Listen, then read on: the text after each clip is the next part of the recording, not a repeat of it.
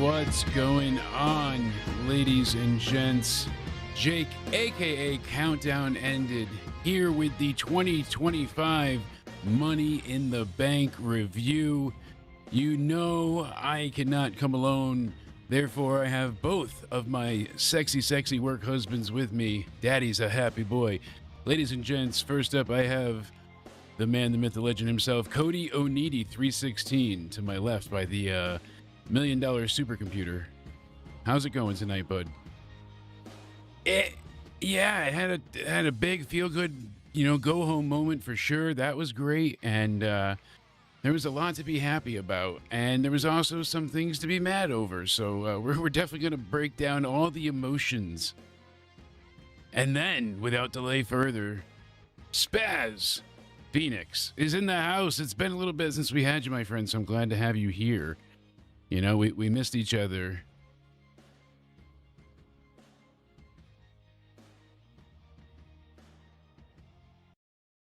Well, that's kind of the thing here. We'll go through Against All Odds, which I didn't see much of. I saw the main event and I saw the opener. So you'll kind of help me through that because whatever. I shit the bed. Too much wrestling. Too much to watch.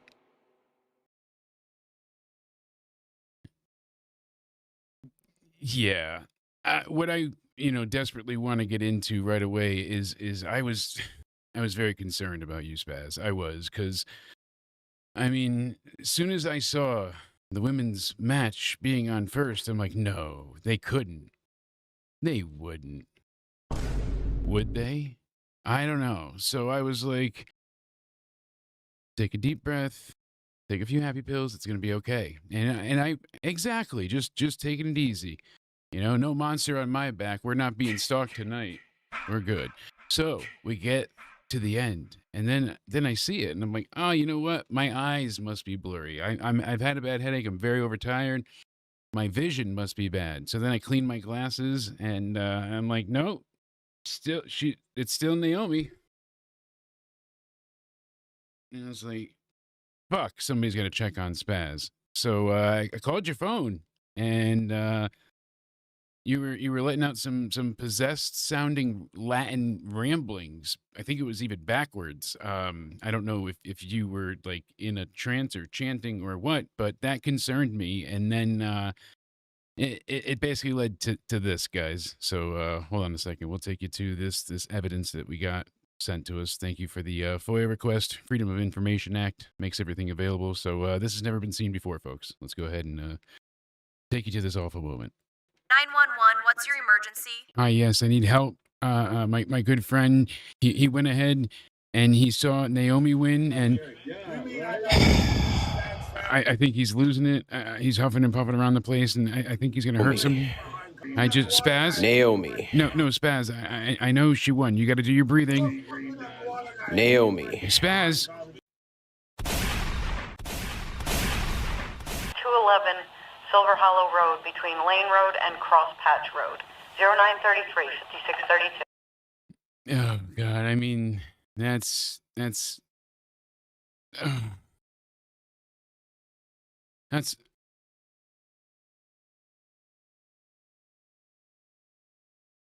they can't really. The chat. No, now they can. I don't think they could hear you, but now they can. So lots of voices, everybody's heard. So I clicked it before, but I don't think it's saved. So now you're good, but that's okay. They didn't need to hear you anyways yet. Now we're getting into it. So now we have Cody. Now we have Spaz. I've been up for days. Don't worry about my slow ass. But you didn't need to hear you yet, anyways. We had to play your harrowing 911 call because it was one hell of a. Just a tragic time for poor Spaz. Like I said, I had to call him and let him know it's okay, bud. Just take the happy pills. So now that we've got to go ahead and introduce everybody, so this was a decent night. It was a fun night. It was a fun night for the most part. We all jokingly said Naomi would win it because they'll give it to her with the new heel run. I had hoped not, just because I'm not a fan of the character. She's got a cool entrance. I like the new theme. The look is better. Like, I want to like it. I'm trying, but she still is just not great in the ring at times. And she comes across like very awkward, clunky still. It looks well rehearsed. Well practiced. I shouldn't even say well rehearsed, but Hopefully this goes well for her. I like my idea better personally with Roxanne Perez winning it with the whole Finn using call those Roxanne words Perez. against her. Because you know how Liv with Dominic when he won the Intercontinental Championship said to Finn, a win for him is a win for all, so you won too. So I thought Finn would have used Liv's words against her when Roxanne hopefully won the briefcase, which wasn't the case. Yeah, that wasn't. And you know, I there's a lot of story building tonight and branches of what to do and where they're going, but there's certain aspects that we've got to hit off right on the top. Usually we try and save, you know, the important things as we go through as they happen chronologically, but this is bigger than my mom, so it's bigger than the elephant in the room. Like we got to go like this is the size of Titan, you know, one of the orbiting moons. R-Truth came back tonight to attack John Cena. So if they were actually going to bring him back, whether they had it planned or not, I mean, there are so many better ways they could have handled this. They could have had Truth lose the match like he did. And then at the end, John goes into the press conference and he's like, you either have to quit or I'm forcing my lawyers on you for gimmick infringement, you know, some shit, get him fired. And everyone thinks it's a joke and be like, no, they didn't renew my contract. Stay with it for a while and then let him come back later on. They always, I felt like they rush things that don't need to be rushed, and then they take their time on the things that need to advance. Well, I don't know if Triple H knew for sure. I thought maybe he would be able to sign him back, but then TKO told him you gotta let him go. So maybe there was no time to plan that. Okay, but how do they not know ahead of time? If it's about money, sorry, I'll let you go. But if it's about money, if it's about, you know, what we heard that they offered him a substantially lesser amount, like a much lesser amount deep down in the bullshit. And he's like, no, I know my worth. I know my value. It's more than that. You guys can go ahead and, you know, kiss my ass for that. When was this when were these negotiations? I guess I guess it was all within like the same time span of him close to reporting that he's done. So like in that day span of when he sent the early tweet that was like, well, I'm fired. See y'all. Like, or maybe Triple H didn't know, and TKO he knew. Told him. Triple H knows. He's not going to not know, but I don't think he has as much say as people think. Like, they look at him like, yeah, he runs WWE, but he answers to more people now than he did with Vince being there. Well, I'm sure Triple H tried to fight for him. There's got to be that. How do you know? Triple H also hates the fans and looks at us as ingrates. So, I mean, it's whatever you're, you know, seeing at that moment, I guess. And the thing is, they could have had a great story, like the Summer of Punk. I'll never forget that. He took off with the belt at Money in the Bank, and we're like, oh my God, is he going to go and defend it at Ring of Honor? Could you fucking imagine how monumental that will be? And what did we get? He came back the week after to the Cult of Personality song, and John just stood there like, what's going on? So, Spaz, please enlighten me. What are your thoughts with this? Okay, so I'm first of all, I'm fuck the dirt sheets. I am fuck like fake outrage culture bullshit, whatever. Yeah. Here's my theory on this, right? Okay, hit me. I don't think he was ever let go. I don't think so either. But here's the thing. But here's where I think maybe he was. Here's where I think in the outcry. That's what people are saying. I think it had to be That's work. what I'm saying. That's what I'm saying. There's no better advertising for WWE than manipulating public outrage, fake outrage, virtue signaling. All the wrestlers in on it? Maybe not. But here's my thing, right? Here's my thing. Like, you're saying, like, oh, if it was all a storyline, why wouldn't you go into the press conference and say, oh, fuck you, you got to quit now. I'm John Cena. I'm a big badass, right? Yeah. If they had done that, because nobody's going to admit that WWE is doing anything. Like you know the people I'm talking about. Yes. No, nobody's gonna. They'll pick apart anything. Oh, John Cena is just, you know, he's being the same bully he is in real life. But they can do it differently. Where John's just like, hey, I'm the champ. I call the shots. We're not renewing your contract. I told them that if they renewed your contract, that I would walk out with the belt, and maybe I'm feeling like going to Florida. You know, something simple. Get him out of there. But here's my thing though. The people that want to piss on WWE and whatever. Yeah, they're going to regardless. But they're going to jump on it.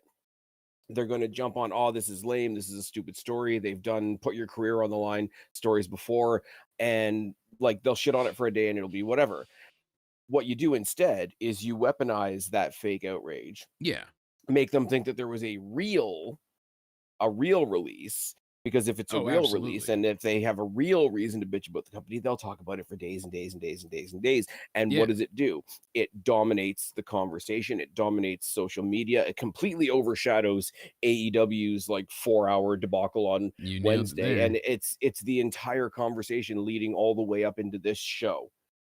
And all the people that are yeah. trying to shit on WWE just became a gigantic free commercial for For WWE, because WWE, you've heard Um, about what a big thing they are. Oh, we're gonna hate watch because we should go in Well, there and make sure and da da da da. Because here's the thing: all the people, if you watched the pre-show that was on YouTube, in Canada, anyways, I don't know what you guys do on the Peacock, but for us the pre-show is on YouTube and then it's on Netflix for the Yeah. actual pay-per-view, right?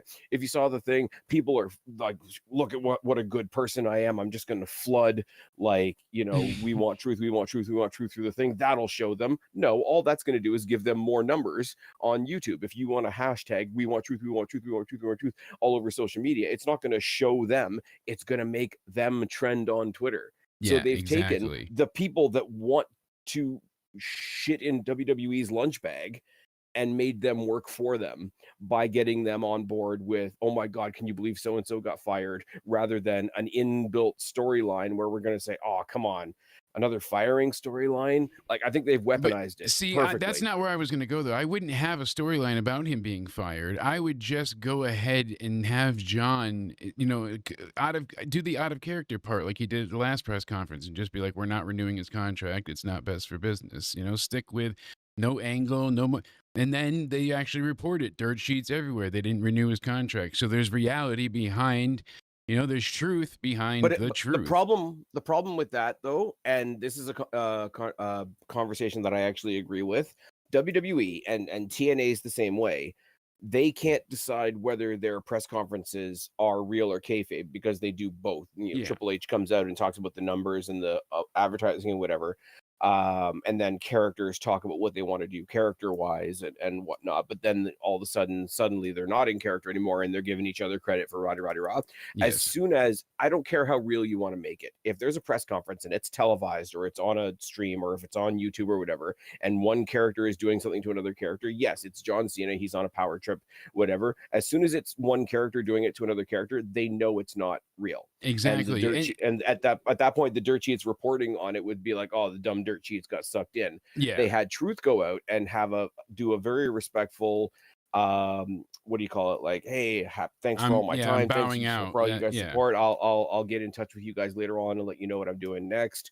That Very way they can respectful speculate. and cordial. Yeah. He didn't burn any bridges. But not only that, you get a little bit of speculation going by the time we get to Friday. Yeah. TNA has a show. People want to know where he's going, what he's doing. Exactly. And I feel like if you want to get people speculating, hey, maybe he's going over to TNA, because a lot of people said it. A lot of people have said, well, they're working with TNA now. Everywhere. So TNA is a backdoor back into WWE. I bet, because they had on Friday and it wasn't great. I'll let you know that right now. Yeah, I've heard. But it was the four members of the system versus the Hardys, Leon Slater, and a mystery partner. And the mystery partner was shit. I'll just put that out there. But like, everybody was speculating, could it be Truth? Does he come back? Does he be Ron Killings again? Does he go back to being the badass? People were speculating that he was going to go back to TNA and act like he got hit in the head 10 years ago and he doesn't remember the R-Truth character at all. So people were doing so much. They really had the surprise be Cody Deaner. They had the surprise be a guy in a mask called the hometown man. Yeah. It was pretty shit. I'm not gonna lie, I can't defend it.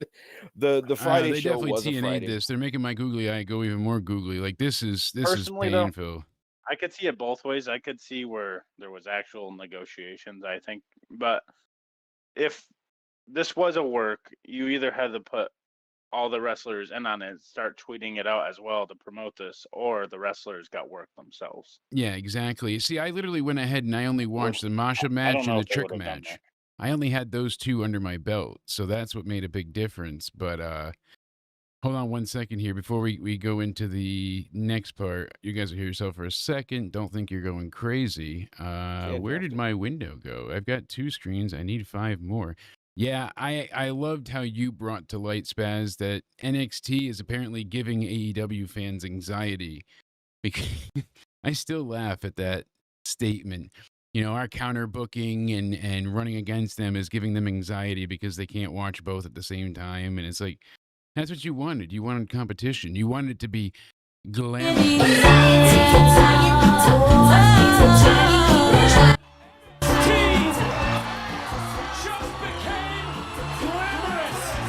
Look at that.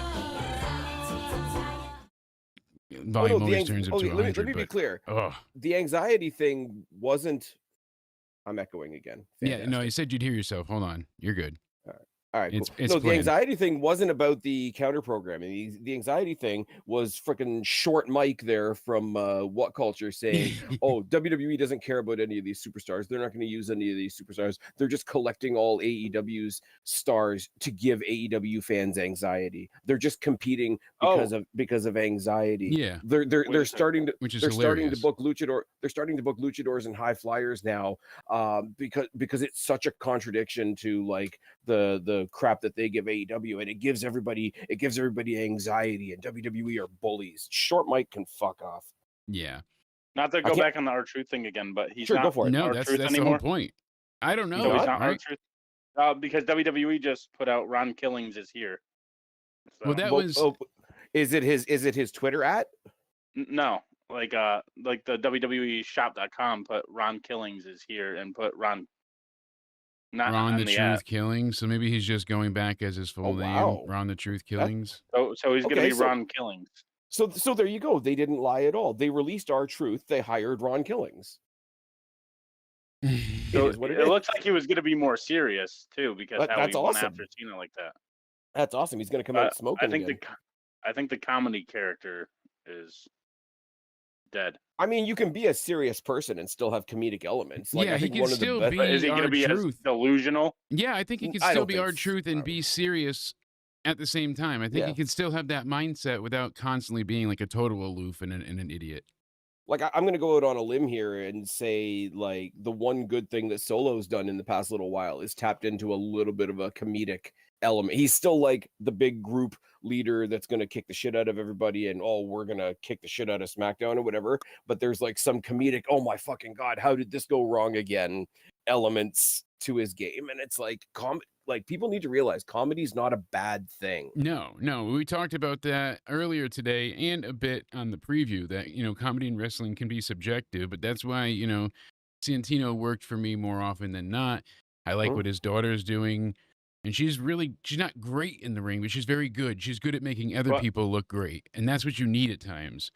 That's I don't know if he's going to be delusional anymore if they're going to go with Ron Killings instead of R-Truth. That's fine. If you pair anybody new with Ariana Grace, she's going to make them look good. She sells well. She sets up her matches very believably. Every time she's produced something, it comes out where her opponent looks like they actually achieved a victory. It means something. I said it a while ago. I don't know whether I said it in a pod with you or whether I said it on a solo pod, but I think Ariana Grace is going the same way as Cora Jade in the sense of, I can't really explain why, but she looks 10 feet tall when she's on TNA than when she does in NXT, because she's got her gimmick, but on NXT, she's her gimmick on a show that's full of gimmicks, and they're gimmicks that we enjoy. Exactly. But like Ruka's got her asshole out for a reason.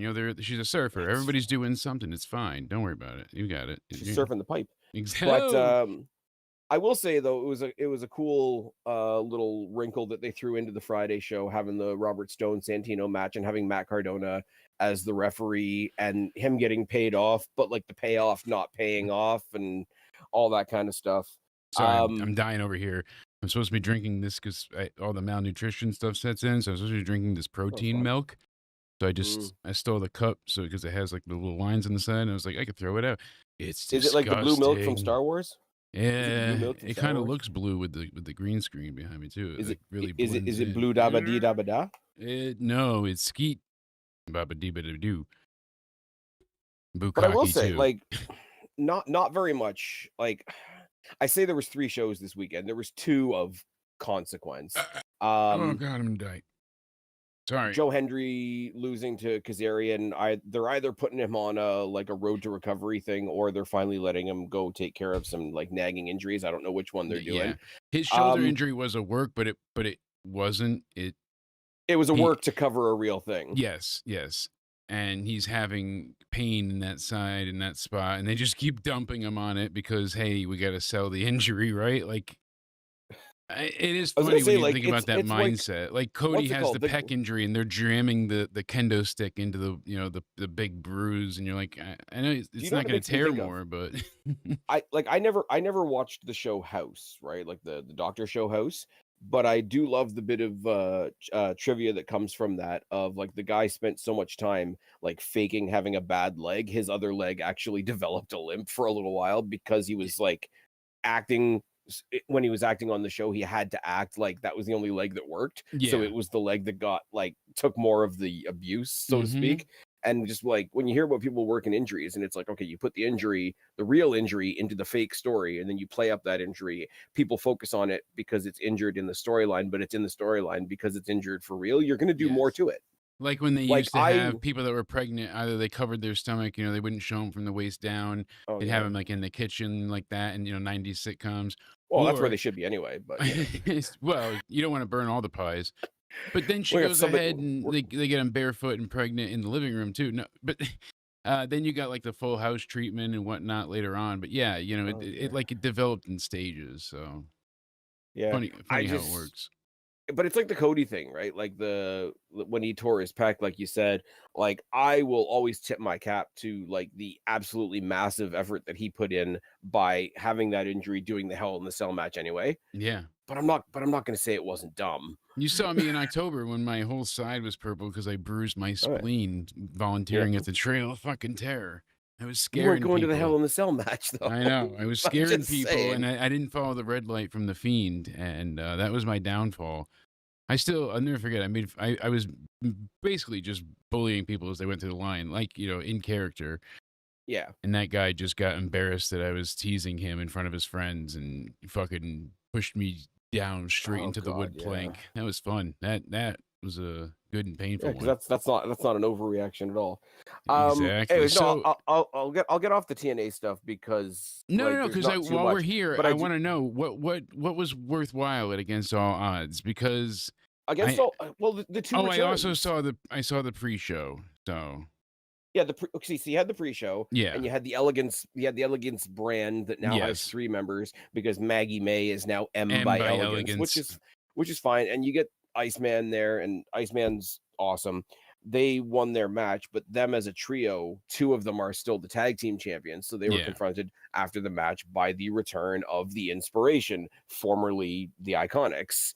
Peyton Royce and Billy Kay, formerly, and what is it, like Cassie Lee and some whatever her real name is. So they're a fun act. I always enjoyed set the world them on fire, but they're a fun act. Their wrestling was not as bad as people called them out to be either. They were competent. They weren't amazing, but they could deliver if you really worked with them. And it depends on who they were working with, because if someone was willing to like get in there and actually get them, like apparently Charlotte gave them a really hard time when they had to each face her one-on-one.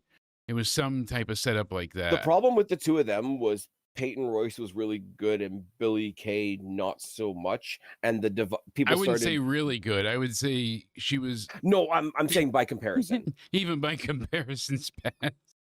Come on.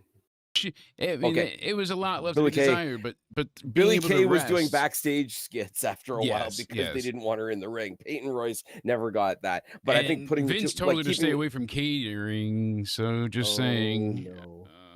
Anyways, they're a fun act. They're going to be tag champs eventually because they're running out of tag teams. But they try and at least build up or bring up tag teams. I heard that now they want to add for AEW women's tag titles. That's why they've been doing the 2-on-2 with Megan Payne and Penelope Ford taking on other people like Harley Cameron and Anna Jay. I will bet you that if they do that, suddenly too many belts won't be a problem anymore. Nope. Too many belts. They have AEW fans' arguments are WWE has too many belts and say they have more than AEW. But the thing is, you're relying on one roster and one show basically with the same roster. But WWE has 3 separate shows, and all of they them still have 3 pretend that separate. ROH is a separate company. Cody Yeah. said, you guys wanted our truth, and it's always our job. Everybody here, Triple H, Nick Khan, to give you what you want. So thank you guys for letting us know. Thank you. I think he means We that didn't too. get our truth though. Maybe it We wasn't got planned. feelings. He got fired. He got let go because his contract was up in 2 weeks. That was a legitimate thing happening. And Fightful reported it. Sean Ross Sapp. So did Ariel Hawani. He said it as well in one of his interviews because he was like, he was offered a replacement contract, but it was significantly lower. Like he went from multi-millions of dollars for many years to like 300 grand a year. Like it was something like, imagine going from $1 million to 300. That alone. But he was like a multi-million-dollar contract because he had been there so long. He's over a certain age of 50, so he gets like extra benefits and whatnot. And I'm sorry, they didn't want to keep him. They said it cost too much. I have to cut you off. No, go I have ahead. to cut you off for a second. We have to hit on the head and not stop hitting it on the head. The difference between, oh my God, they just cut somebody and their contract came to a natural conclusion and no offer was made to replenish it, or a new offer was made and rejected, whatever. Nobody was cut loose. Nobody had the rug pulled out from under them. Nobody was fired on the spot. Nobody was pushed off the plank. Like all the things that WWE got accused of for years and years and years. Yeah, people and they act just like said, it's the worst thing in the world, and I'm like, guys, you don't realize what's going on here. But then within 24 hours, like Carlito and R-Truth were kind of announced at the same time, and R-Truth got all the headlines, and Carlito not so much. So there's already a disparity there. But I see more value in R-Truth than Carlito. Carlito, what has he done? He's done nothing except get speared, get hit by Bad Bunny. Like, I understand that's the problem. Creative I is a understand bitch. but it's a fickle mistress. Okay, not to be harsh. Go Up for until it. they decided, let's finally put a cap on this R-Truth has been mimicking John Cena for years thing. What was R-Truth doing? Exactly. No, he was just comic relief, but he found ways to get himself over with what he was given. It's fine, yeah. So and I that's think, kind of you know the what, thing. as a background character, I could maybe make an argument that Carlito was doing the same thing, not in ring, but as like a background character of the Judgment Day. I just think it's kind of cool. Like if you're going to get all, oh my God, look at how sad it is that somebody lost their job. Okay, you've picked out one person that it's sad for, and then I guess Carlito's gone. The and then issue within with Truth, though, Spaz, is that basically he's awesome. Yes, he's been let go, and you're like, oh, you're sad, but he's one that really, like, it was more of a shock type thing too. But oh no, because people thought he was a lifer. Exactly. Yeah, so and he should be a lifer. Yeah, I mean that's definitely a part of it. Well, I don't know. I don't know if anybody should be like, oh, I'm good for life. Nobody can ever touch me. Like you kind of assumed that he would be. And I'm not, Cody, I'm not crapping on you either, but I'm just saying, like, there is no thing that says, like, the promise that we made to you was for X amount of time. That time is done. After that, it's a brand new conversation. But I just thought it was so, like, people that, like I say again, like, if this is why, if it's a work, it's great, because they've taken advantage of so many people's, like, false outrage, false sentiment, whatever. Because the exact same thing happened to R-Truth, Carlito, and Sarah Logan, and they got 3 different reactions. R-Truth got the outrage. Carlito, sort of, people brushed over it, mentioned it, and that's about it. And then R-Truth was a mid-card guy. He was an afterthought that became a main character. Like, he was never intended to be the main guy. He wasn't supposed to be the but every time he was in a scene, he stood out. I can name, I can't recall matches for shit, but I can name and recall multiple R-Truth funny moments and things that he did. And of course. I remember him going on a Valentine's date at the restaurant when he attacked the couple for the 24/7 title. Like, other things. Him bringing the ladder out. Him and Drake Maverick. He's naturally funny though. Drake Maverick. That's who he went up against for his wedding and stuff. Like, that was hilarious. He was pinning people on the planes, right? Yep. And Hornswoggle and all that, right? But I just, like, you can have your opinions of people. I'm not saying you got to love everybody. This is me. I'm not going to make that argument, right? But I just think Truth got all the love. Carlito kind of got brushed over. And by the time 24 hours had passed, people were like, yeah, Sarah got fired, but, like, I don't agree with her politically, so I guess that one's fine. Yeah, it's good, I'm such actually. a child. I'm sorry. Yeah.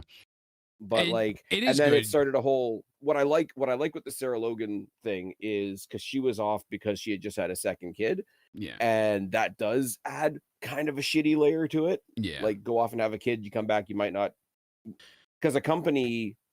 Especially with women, they're always there's someone younger, hotter, hungrier. Yeah. They keep saying that. That's why LFG. I mean, people they hired R-Truth back. I don't think it was ever planned like this, where we're gonna say I mean, they could have. Maybe they got us and they got us good, and no one knows in the dirt sheets. And they had this planned all along because they knew we love truth, and that's the reaction they wanted. And now look, we took him back, guys. We admit we made a mistake. Now he's gonna, and they want that feel good moment. Look at the reaction. Is it manufactured, or did they just have again with the final boss situation last year? Did they have a bad idea and then a golden opportunity fell into their laps? I think that's what happened. Or if it was a word, but Jake, they were never I think Jake, the problem, the what's gonna wind people up, and I know I just cut Cody off again. Sorry. What's gonna wind people up is no matter which is true, it still works in WWE's favor. Yeah. Either they worked it and they manipulated the very people that don't like them to be free advertising for them, or they let a guy go, listen to the crowd, and hired him back, which pushes against the entire, WWE doesn't listen to their fans, they don't give a shit, whatever narrative. So whatever the truth is, it works for WWE. That's what's beautiful about this, I think. Yeah, I mean, you're not wrong. I think if it is a work, though, like they technically weren't lying, as we were saying, because they did release R-Truth and brought in Ron Killings. That's all you have to say if they did troll everyone.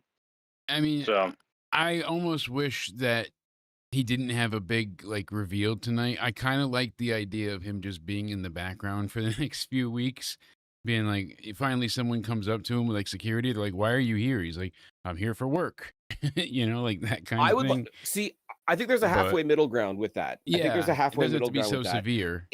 If he had done the attack tonight and not unmasked, and then the next pay-per-view or the next build up to the next pay-per-view that John Cena is gonna face, I don't know, fucking Gunther or something like that. Yeah. He's staring down Gunther and they're having a promo, and the random masked person decks him again. Yeah. And then he decks him again I know they don't have a lot of time to play with, so maybe 2 weeks later, whatever. Yeah. And you finally figure out Cena comes out, doesn't know who it is, has to play dumb. Obviously, he's like, "Whoever the fuck you are, I'm gonna see you at SummerSlam." Who's in my bedroom? How'd you get in here? No music, no nothing. You see him come in all covered up and whatnot, and the match is about to start. He pulls off the mask, and it's the R-Truth rematch. They could have stretched that out. I still would have done the attack tonight and have it be What's up? Nobody says it on TV, but then R-Truth, is it gonna be a split personality kind of thing though, where? It could be funny. I don't want it, but it could be funny.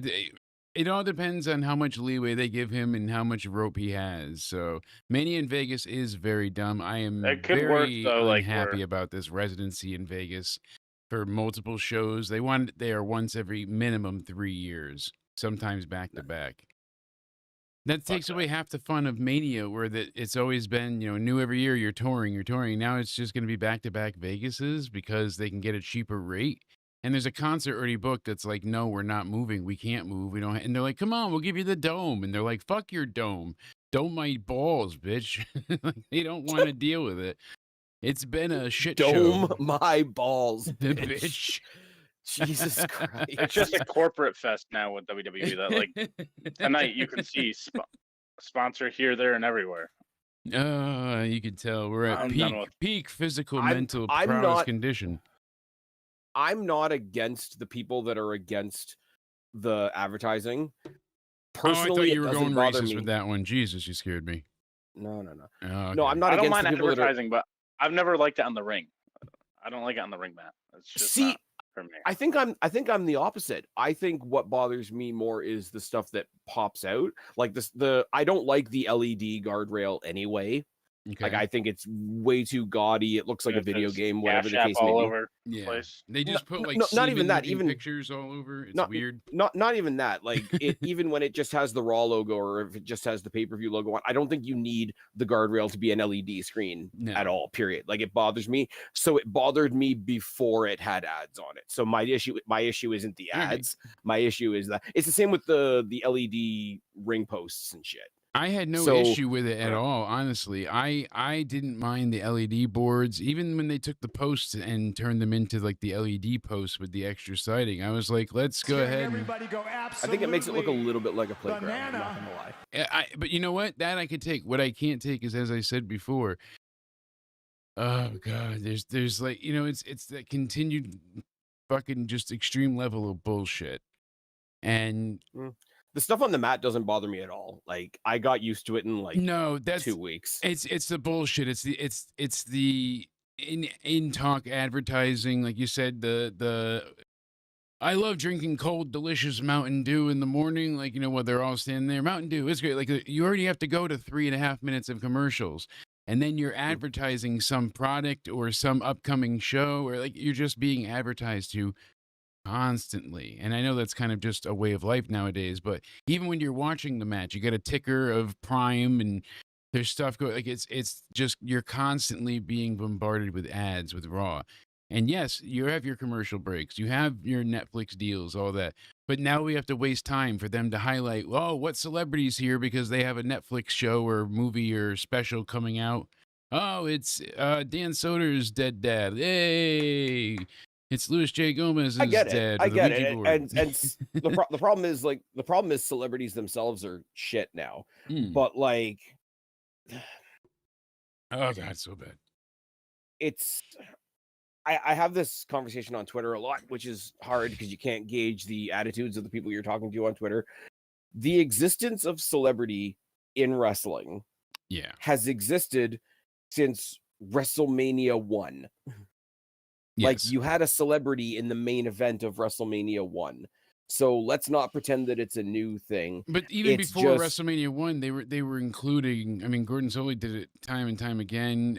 Andy Kaufman. Yeah. I mean, we've seen it with that Memphis. Kind of thing. We've seen it. Exactly. I think it's just, it bridges entirely on these days because, I'm going to get on a soapbox here and I'm way too tired to do it. Give it to me as much as you can.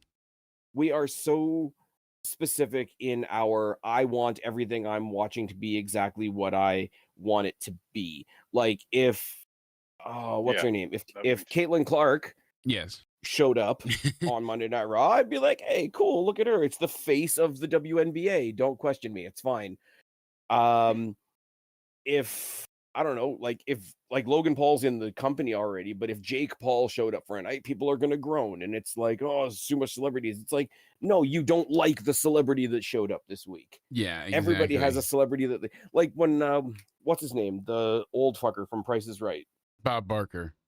I shouldn't have said old wrong, fucker. Bitch. That was really rude. He's old and gone, so.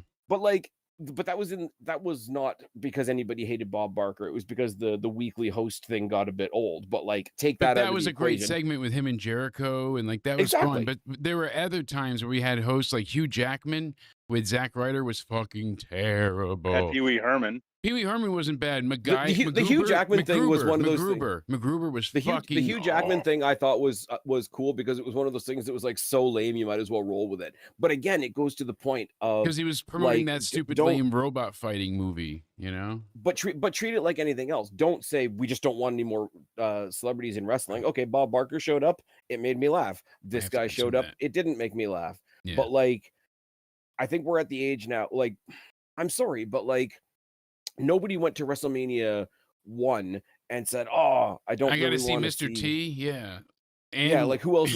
Who else was boxing? Cyndi Lauper is going to be out here. She's coming to the ring as a manager. Yeah. Fuck, I hate time after time. Hold on, I want to give a little love to the chat really quick. I'm sorry to cut you off, but there was a good point here. Pico said Seth could cash in on Gunther on Monday, leading to Gunther's face turn, which could be interesting. I want to come back to that because that's that's something we don't know. Seth is definitely the X factor here with that match on Monday between, Gunther and Jay. Jay is all beat to shit. So he said the smart thing to do would have been to have a face bloodline with returning Roman against the Seth faction. That way Solo isn't buried. Yeah, but Solo's fucked already. He's been buried for quite a while. And unfortunately, that's just kind of how that cookie crumbled. Triple H said at the press conference that R-Truth's release was all part of the show.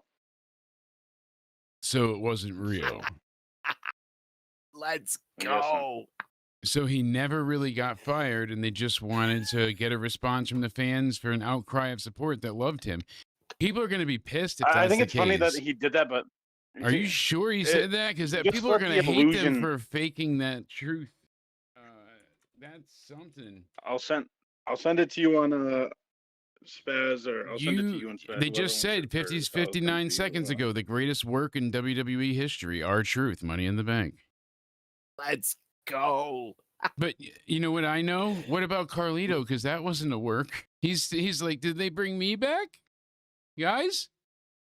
Yeah, but Carlito's already a champion in his own freaking company now. Carlito could have that same gimmick though, where he still just shows up. Like Carlito, you're not supposed to. He has that dumb character now too, where he.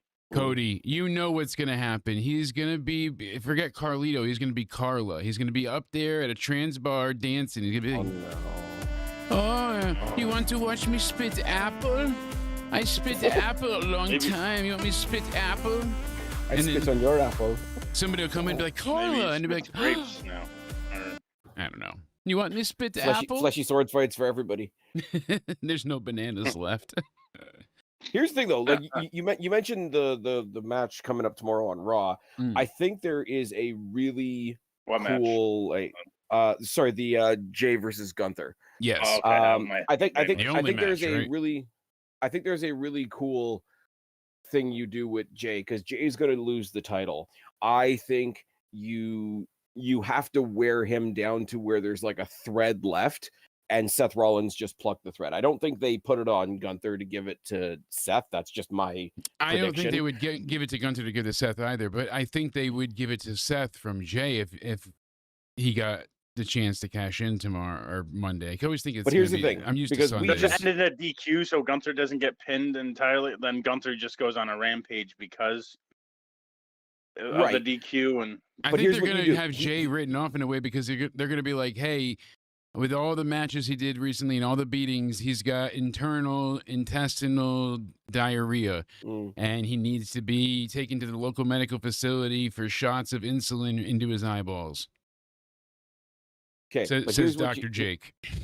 Here's what you do. I know you've been doing a lot of doctor's duties recently. I have been. I've been busy. You You start off the night with Cody and Jay coming out, talking about their win tonight, etc., celebrating. We're going to get stuff back on the right track.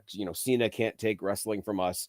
Cena, Logan Paul come down. I don't know if Cena's supposed to be on Raw, but his ex-girlfriend is going to be there. We can talk about that in a minute. Yeah, but here's what you do though. How great is that?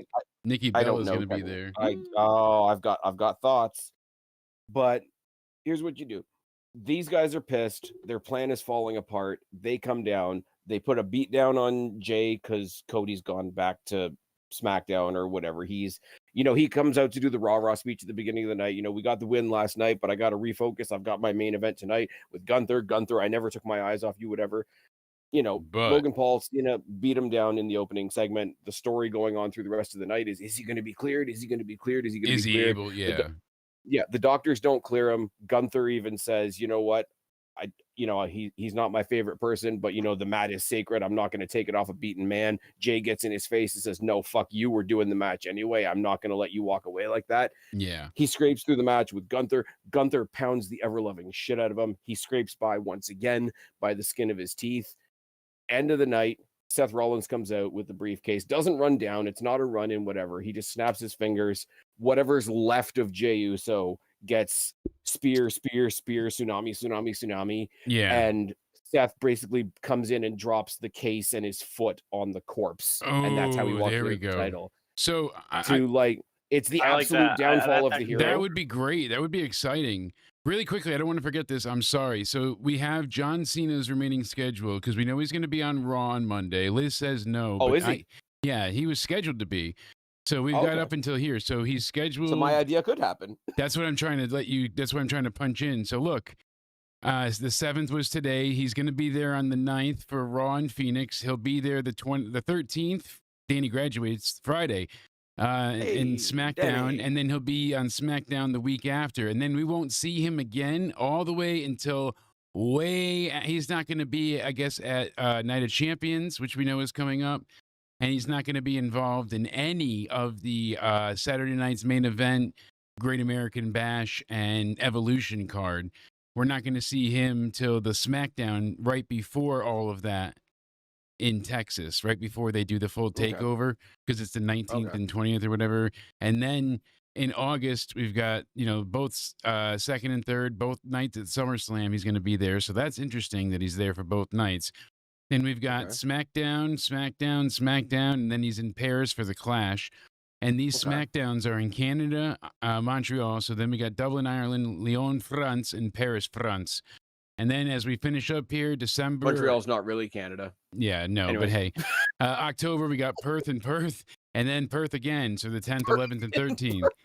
We got Perth, and then to be determined event in Boston, Massachusetts. So it's Saturday night's main event, and that's going to take place, I believe they said, I think it's the 27th or the 20th for Saturday night. I think it's the 27th, but that's supposed to be John's I'm really last. surprised. Like, I know they want to push the Saturday night's main events and make them a thing. They're definitely already not a thing. Yeah. I'm really surprised. Like, I don't want to take from the AEW playbook, but what they did for Sting and basically calling it Sting's last match, I'm surprised they haven't done that for John Cena. Yeah, I know. I'm surprised They could even play it too. off as something that he demanded. Really quickly, I want to play this clip. Let me turn the browser on for a second, guys. Hold on here. I don't know if you'll be able to hear it. I'll try and get you to be able to hear. Let's see here. Hold on. I'm messed up. I did the wrong thing. Hold on. Ad source. Hold on. I fucked it up. All right, there we go. Sorry. I'm very tired. Smart selection. And Cody sent us this. And then I got to change this. Look at this. I am learning, folks. Ready, and you should hear it. Being said about. I didn't notice. Oh, well, in case you didn't know, I wanted to know exactly, was he actually released or leaving the company? And if so, how much did fans play a role in it? Or was there something else that made you guys decide, like, you know what, we want this guy still here? I love the question. You enjoying the show? Whole part of the show, man. Second row, right side. Being said about. Wow. I mean, he said it right then and there. You heard him clear as day. It's all part of the show. That is something to behold when he says it so poignantly and so matter of fact. That is a bit concerning, right? Because they really went after, because it was like, why would they fire Truth? He's a lifer. And if they did pull the wool over the locker room's eyes, you know how pissed people would be like, you let me think that he was fired this whole time just for a story? Like, I don't think they would bury that much goodwill with people to have this be a planned story. I think they let him go. They got a severe outpouring of chants in every show multiple times on Raw and SmackDown, not just once on the dark match. From the start to the main event, they chanted it multiple times. We want Truth. What's up? Come on. The same way that they pivoted for Daniel Bryan back in 2014 for WrestleMania 30. He wasn't going. He wasn't in the Rumble. He had nothing. It was Orton and Batista. And then the fans revolted and wanted nothing to do with the network. Cancel the network. Cancel the WWE network. Okay. Let's go ahead and get, Brian, if you beat Triple H, that was originally the match just for him, one-on-one. Then you go ahead and because he was supposed to face who? CM Punk, and Punk walked out. So he beats Triple H. He goes to the main event. He wins the title. Yes, sir. Jake, the Yes Movement was also a work.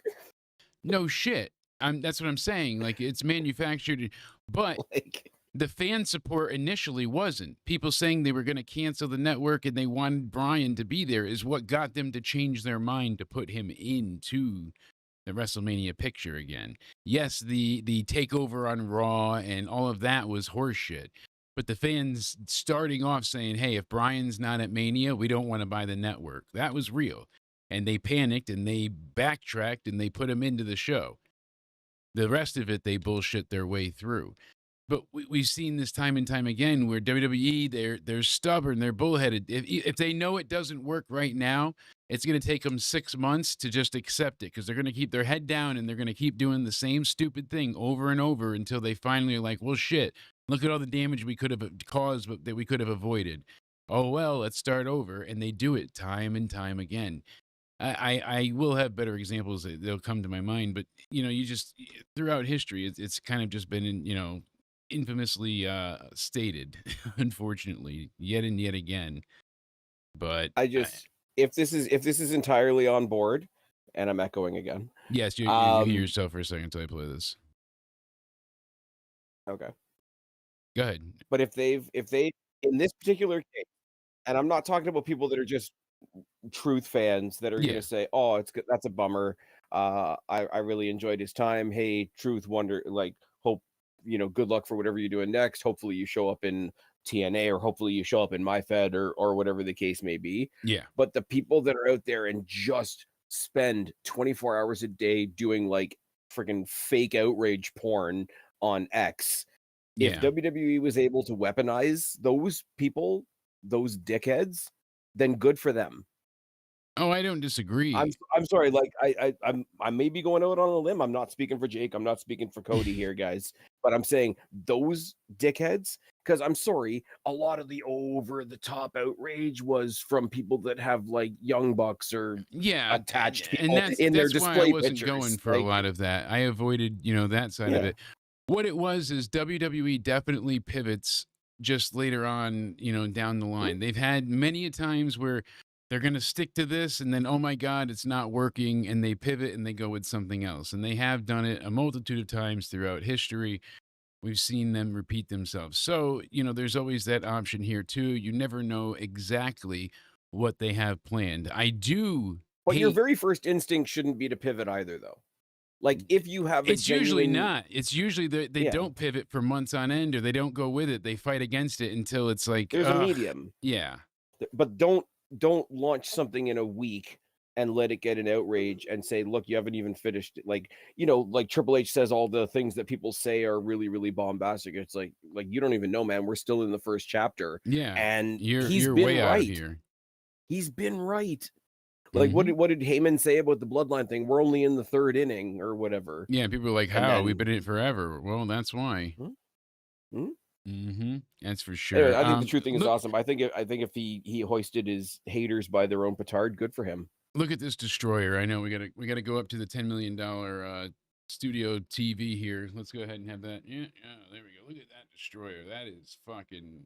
Oh, Gable's ridiculous. I can't believe he wrestled twice. I mean, look at that. Insane. Speaking of people we haven't seen wrestle in a while, because yes, I got one more announcement for you that's way more exciting than the inspiration, I'm assuming. Did you see Masha Slamovich versus Ye Ling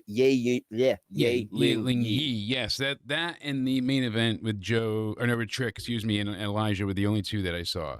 So I popped huge for the return of Killer Kelly. Yeah. Wasn't expecting that. That was pretty cool. No. Now, because they've got a history. How long has she been away for? Has she been in anything since?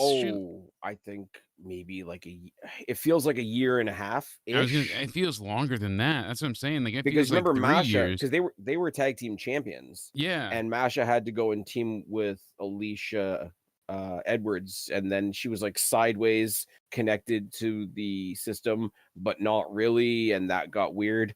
Yeah. But you got to remember that like the stare down between her and Killer Kelly, because they have an awesome history as partners and as opponents. Yeah. And then they said that she was let go because they finished up with their contract and they lost the tag titles and they're like, oh, Killer Kelly's all done now. And then it's like, no, we're going to bring her back in. So she was in WWE briefly for the UK Championship Yeah. tournament. And I went on a rant for ages. It's like, oh, they broke up MK Ultra, which was like their tag team name, and it took me a couple months to realize, oh, I'm an idiot. They broke up their tag team because she's off having a family. yeah, she was called Maybe don't Raquel rant on. Lorenzo. That was her name then. Raquel Lorenzo, Lourenco, Lorenzo. Either way. Then she went to Progress. Then she's been Impact in TNA for 2020, 2022 till now. So, yeah. No, it was a first appearance in over a year, confronting Masha Slamovich after her match with Yi Ling Yi. Yeah, I don't know. I just think because got it now. In the past couple of years, they lost a couple of big hitters. Deonna Purrazzo going to AEW, Jordan Grace going to NXT, and now WWE. Mickie James went on that weird "I'm retiring but not really" tour that she was on. Kiera Hogan, as she was sort of starting to find her feet, went to AEW, and we never saw her again because it's AEW. Yeah. So for them to pick up Cassie Lee and whatever Peyton Royce's real name is, and Killer Kelly all in the same night, huge boost for them in the ladies division. Other than that, not really much to write home about, other than, like I said, like they're doing this downward spiral thing with Joe. Got Kazarian a win, which hardly ever happens. Hey, so that was good cool for him. That's always fun. But yeah, there really just wasn't much that I was like, I have to tune in to see this. I have to, watch this live. I'm sorry, it didn't grab my attention at all. The R-Truth stuff is really concerning for two reasons. Because they've had already one big blunder this week. I consider it, well, last week into this week. They nullified all future announcements. They nerfed themselves into the ground. My gamer elite speak here. They fucked up bad, because now anytime going forward where they announce somewhere as a host location, it doesn't mean shit. So people now are going to be like, oh, I want to go to WrestleMania, but I'm not going to buy tickets yet until, I'm not going to buy a hotel yet. I'm not going to rent a car. I'm not going to. Now everybody's going to try and rent stuff last minute. And it's just, everything's going to become a logistical nightmare, because no one's going to be confident. What are they going to do? Come out and be like, no, we're definitely having it here. Trust us. Like, that's a terrible look to, like, what's the answer? Where do you go from here to benefit yourselves? I guess they could just stay silent and keep working with the numbers show for itself. But all in all, I mean, it's a far cry of what it should be. And a lot of it is just a mess, just go ahead, sir. Gonna say something that's not gonna make me very popular, and then I'm gonna let Cody speak, because I don't think we've let Cody speak in a while. This sucks for the people that we're gonna go. This sucks for the people that we're gonna go, and it sucks for the people that it was going to be in their town, and it sucks for the people that already bought hotels that won't refund them. Yeah. And, well, that's what I mean by the people that were going, right? Yeah. It sucks for the city itself. It sucks for the businesses that would have benefited from that traffic and whatever, right? All of it. I find it hard to have that same conversation. I find it hard to have that same conversation with the people that are just going to be watching it on TV, like me. Yeah. Now, here's the thing. You know what else they screwed is that What's people haven't even. They screwed the entire independent scene, because Joey Janela has to book these places to be in the same area about a year out. So they had already booked, not Freedom Square or whatever, something like Freedom Hall, whatever. They had shit all set in New Orleans. It was like, the Oreo type look, and I forget the name of it, but still, they were good to fucking go. And now they're like, oh shit, we can't have our spring break show here. And I guess the convention center is already full for something in Vegas. There's that concert we mentioned. So they don't have room. They don't have spots. What are they doing? And now, like I said, people aren't going to be willing to dish out severe cash, or money on your cards to go to these things when you have to add in flights, hotel, food, and then you're waiting forever. And then if you want to get in faster, you have to buy an upgrade, I saw online the other day, there was a Static X show tonight, and it had, when I got a refund from them a while ago for their bullshit, like, class action suit, they gave us passes for free tickets, but they were only redeemable at certain shows. And out of like Yeah. the 50 shows, I think there was 3 that you could redeem them for. And one of the ones was going to be the Static X one tonight. And I was like, oh, but I'd rather do the review. We had fun. Nobody's feeling well. Sure. I'm in a boot. That's probably not the best idea to get into a mosh pit regardless. So it's the point of even just something as simple as that turns into all these fees, all the, it just keeps adding up and adding up. So when you go to see WWE, you're spending so much money. And are you getting your money's worth? I mean, yeah, people went to Money in the Bank. They got 2 ladder matches and 3 bouts, it's a tag match, that kind of stuff. Actually, technically, that could be worth it. we're going to talk about it in a second, but the people that went to Money in the Bank bought tickets to a 4-match show and got a 5-match show. Yeah, they got the 1 extra, and the 4 matches themselves delivered. The women's Money in the Bank was well what I'm wrestled. saying to you for WrestleMania, yeah, all the people that are actually affected by it, and I'm not disputing that in any way, shape, or form. The people that were going to go, the people that have already arranged their travel, the people that were booking shows around WrestleMania. I mean, technically, that's not really WWE's problem. If I want to be a dickhead about, but the businesses in the area that were going to benefit from the traffic and all that, like all those people, immense sympathy and for those people. You know what, though? I feel bad for the indies because that's how WWE gets a lot of their talent. So you can't fuck these people over and then expect them to play ball because they need your champion now, Absolutely fair. So my problem is you're not wrong. My problem is when I'm not talking to any, like that big group that I just described. Yes. When I'm not talking to them anymore, when I'm talking to the people that are going to sit their asses on their couch and watch it just like me, and that are trying to, again, it goes back to the fake outrage thing of, oh, this show's entirely ruined for me now because it's in this building instead of this building. Yeah. Their cameras are rolling and they're doing whatever show they're going to book. They ruined Snow White because they remade it with that horrible toad-looking girl. They ruined. Well, they did, ruined but the also Snow White for me. I can't ever watch the animated version again. Do you want to talk about how Ryan Gosling is the new Black Panther? Oh my God. That's hilarious, but I have to get something. You guys are going to fucking shit when I tell you this. Okay, cool. All right, so Jake's obliviated his hosting duties for a minute. Cody, what's up, buddy? Nothing much. You say something. I got to stop myself because me and Jake just sort of roll into each other. Did you? All right, did what was your watch... biggest downfall for the show tonight? What was your biggest most Naomi disappointing winning. thing, I should say? Naomi winning. 100%. What about Seth winning over LA Knight? I know people are mad about that. I didn't really go into it thinking LA Knight was going to win, so it wasn't a downfall for me. I thought there was a mild chance that they might have taken the hot hand and gone with Penta, but I was going into it thinking it was going to be Seth. Yeah, I had said Seth as well. I know, Cody, I forget who you had, sir. I had I believe either Seth or LA Knight.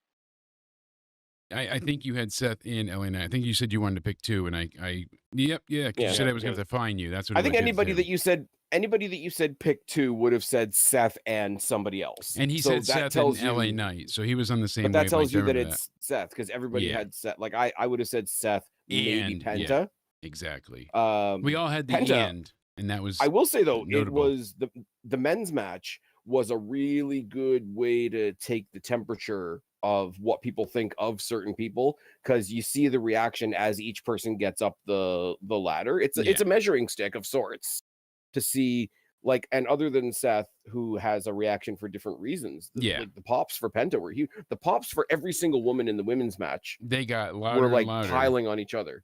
They just kept growing. Say, like, it was great. Cody just asked me until Stephanie came out. Then it was a fever pitch. Oh my God. But no, Cody just asked me, like, what's my biggest letdown of the night? And it's like, all my sarcasm aside, all the fact that I just don't like her aside, the biggest letdown has to be Naomi winning for me personally. And I'll put it to you like this.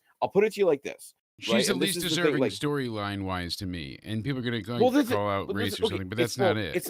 it's not even a storyline argument because the Money in the Bank is a shot at a title. Neither of the people that she's feuding with right now have a belt to go for. Yeah. But here's my more generic point. It is to go after a title. I'll let you finish. It is to go after a title, but it's also like a way to inject yourself into that stratosphere of the main roster of, you know what I mean? Like the upper echelon of the main event. So that's how you advance by now I can challenge a champion. As before, without the briefcase, I was not, that's your, your brass ring moment per se. So. I think, which I understand at the same time, that's why people are like disappointed with Seth Rollins winning, because he doesn't need the Money in the Bank briefcase to get a title match. Well, I had made the argument in my preview, because when I was doing my preview, unfortunately, Jake, you weren't able to join me this time. But I struggled on without you, and as I say every time I do a solo video now, it's like tune in over here to see why I really need a co-host. Hey. But when going into it, the top two votes were the top two most likely winners were Naomi and Rhea Ripley. Now, everybody knows, or everybody that's heard us talk for a while knows, Rhea Ripley, fucking star. Rhea Ripley is the biggest star they have in that division, in my opinion. Absolutely. But I was saying, I don't want either of them to win. Naomi doesn't deserve it. Rhea Ripley doesn't need it. I can get in trouble for saying that. So. But here's my more generic breakdown of the whole thing. You just brought up Roxanne Perez. Yes. Long overdue. Way huge arrival overdue. from NXT, because we've been talking about we've literally been doing the debate with her for like 3 years. Every time there's an NXT show, well, she's got to lose the belt because they need to bring her up. And then you've got two other women in that division, in Julia and Stephanie Vacour, who came from NXT so fast because they were bigger than NXT on arrival. So there's your three big new names from NXT. Who else do you have? You've got Rhea Ripley and Alexa Bliss, who I don't care if you like them or not, are probably the two biggest female pops in the company. Absolutely. Yeah. Rhea Ripley every day. Go back to the Royal Rumble, and I will say even bigger than Rhea Ripley, the Alexa Bliss return pop at the Royal Rumble. She got a great one tonight too, and really quick. Yeah, that was one of the biggest pops of the year, by the way. Oh yeah, her return at the Rumble was so good. And you might hear yourself again for a second, but Sure. I have this here that I'm dying to play. The volume might be a little bit loud. We'll see what happens. I'm trying to mess with it, but at least we could play it quick.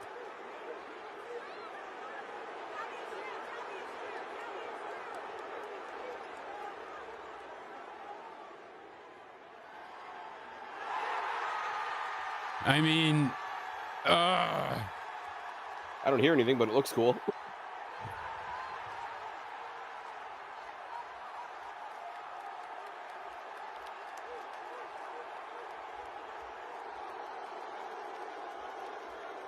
That's nuts.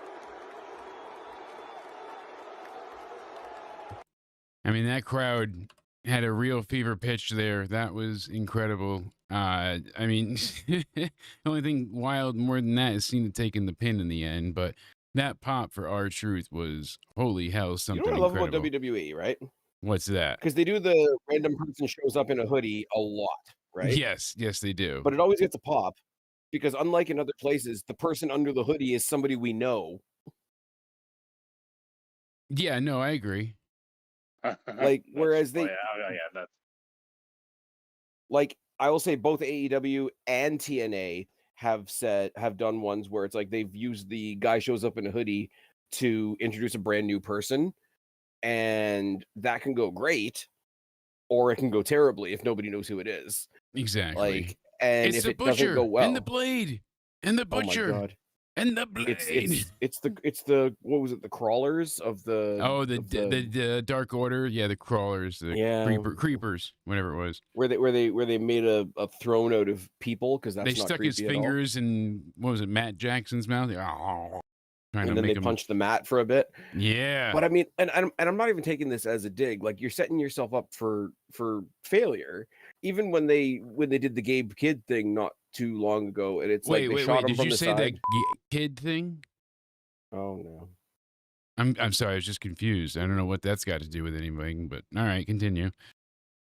No, but when he came out to help out the Dark Order, which is sort of like the lukewarm order at this point, like they shot him from the side, and he never really fully took the hoodie off, and it's like, so you're kind of trying to make a judgment on half a face, and it's like it only works if you know everything you need to know about New Japan, and like if you don't know who Gay Kid is, then you're screwed. You know, I know A Kid, and I watched him a lot, but Gay Kid, I was like, I have no idea who Gay Kid is. Well, A Kid just got really good at math and put a mask on and went to NXT. And then he, teamed up with Nathan Frazier. Now they're fraxing him on the main roster of SmackDown, destroying the tag division one match at a time. I will say the fans booed. It didn't have a conclusion to that match. That's an awesome feeling. Because there's a couple things from SmackDown. Actually, one's just a confirmation thing for Night of Champions in Saudi. They're gonna do King and Queen of the Ring finals in Saudi, but they didn't call the pay-per-view King and Queen of the Ring. Yeah, very bizarre. They're doing it all in one night, right? I guess too. Like it's kind of confusing as to what they said. But. Yeah, that's what I was questioning too about that. Because, they're doing 4 fatal 4-ways. And that'll go into like 4 regular like it's a tournament, but the first round of the tournament is a couple of fatal 4-way matches, and then there's regular matches, and then a final. Okay, I got you. For the men and the women, yeah. I'm just like, just do King and Queen of the Ring, because you if you're basing it at this point, yeah, might as well. I do like that they're sticking with what they did last year, where the respective King and Queen of the Ring seal their deal. They punch their ticket for a title shot at WrestleMania, or not at WrestleMania, at SummerSlam. Yeah. So that's a cool thing. It's not like the Rumble though, or it's not like Money in the Bank. In the case of if you win the tournament, you're just getting a shot at your brand's title. Then you're fucked. You're down on the corner sucking dick for coke and weed. Oh, sorry. Oh, right. Was... Anyways, but no, the way that the Rumble winner gets to choose their champion, and the way that the Money in the Bank champion or the Money in the Bank holder can cash in on any champion, they have specified. So like, if I don't know, if LA Knight becomes King of the Ring, he's facing Cena. Well, here's the thing. Liz said in the chat, she's like, she had a great time at SmackDown. She sent us some awesome videos. Unfortunately, if I didn't spend the whole day in the ER knowing that I broke my foot in half, I probably would have had more time this week, but it's been a bit preoccupied, unfortunately. I wanted to meet up with her and talk to her, about SmackDown, but haven't had that chance. So she said that Cody's going to win the King of the Ring and face Cena at SummerSlam for the title. They could do that, but I feel like they want to save Cody for the end. But what if Cody's not the one to beat Cena? What if it is like a Punk or even a Roman? Punk. It should be Punk. I don't feel like it could be. I wouldn't hate it if it is Cody either, because he took the title away from Cody. I don't hate that. I get it. But I prefer being Cody. Here's the thing. Thank you. Cody's already stolen somebody's spot once. I did not. You did. No, you didn't. It should have been Jey Uso to finally topple Roman Reigns. I'm sorry, go back to the beginning of the Bloodline story. It's true. Cody took it. Cody was the hot hand at the time. Yeah. I get it. People I don't agree with it, but I get it, right? Now you've got somebody with a history like a John Cena with CM Punk there. And CM Punk literally doing the mirror thing 10 years ago of, I'm going to take this title and ruin the company and fuck off. Yeah. For Cena to come back now so backwards that, CM Punk, the guy that we're all supposed to not like, even though he's fucking awesome, and be able to look at that and say, I tried that. It's not going to work. I'm not going to let you do it. I'm not going to let you do what I did. And he unseats John Cena, and John Cena learns his lesson on the way out the door. Are you talking about Hangman? Are you talking about WWE? Oh, because I was like, I missed that one. Fucking hell, right? I mean, that place makes my head hurt like a lot. I just went through the same thing. I was like, you told me I was crazy for watching the whole 4-hour fucking debacle on Wednesday. I wasn't trying to gaslight you. You were pretty knuckin' futs. That's like certifiable. You're guilty. I won't hit any more sound effects, but you get the point there. But here's the thing, like, and you and I have talked about it off air. Like, we will take our shots at AEW, but I'm gonna watch it because I'm not gonna be the dickhead that skips it and just assumes that it was shit. Because then you're coming from a false place. I do watch it, but I cannot watch it live. I can't do it anymore. It sucks the soul out of me. I have to be able to fast forward to the bullshit that I can't stand. and I have to be able to skip the commercials. Like WWE, it's not as bad watching, especially on Netflix with the VPN, because then you're watching the match through the commercials. You either get the match or you just get the graphic with the wait music. Cool backstage stuff. Yeah, you get like this thing right here. You get the hold music. Yeah. And then it just, it takes you for a bit. So you get the nice and relaxing hold music, and then it comes back. So I could do, but all the same repeat commercials over and over. And then the commercials actually go sometimes for like an extra minute when they have to do shit, and it bleeds through. So you're not getting, back to the match at all for like 4 minutes. When you do, they're almost ready for another commercial break because they're out of breath. The storylines don't advance really week to week. It's like month to month before anything happens. People say that's bullshit. How many weeks did it take for MJF to get a thumbs up to join the Hurt Business? Oh, well, that shouldn't be a slow burn. And then it was interrupted by the 10 Sons weeks, of Texas. Right? Then it was interrupted by the Sons of Texas. Which barely makes any sense. Sammy doesn't fit with that at all. His dad was not a plumber, I'm telling you. I'm sorry, and then I'm gonna get off of AEW because it makes my brain rot. But like they are basically they're copying WWE's King and Queen of the Ring homework by the winners of the Owen getting their shots at All In, even though All In is their like Temu WrestleMania. Yeah. Supposedly the main event is going to be Tony and Mercedes. Yes. First of all, I don't believe that. No, that is talked to because that's what they closed Dynamite with it the other day to see how it judged and how it fared. Yeah, closing Dynamite's different than Yeah, and there's so many things that don't really make sense with this as well. With Tony, it's just. Okay, first of all, but here's the thing. First of all, I don't believe that they will main event that show with that match.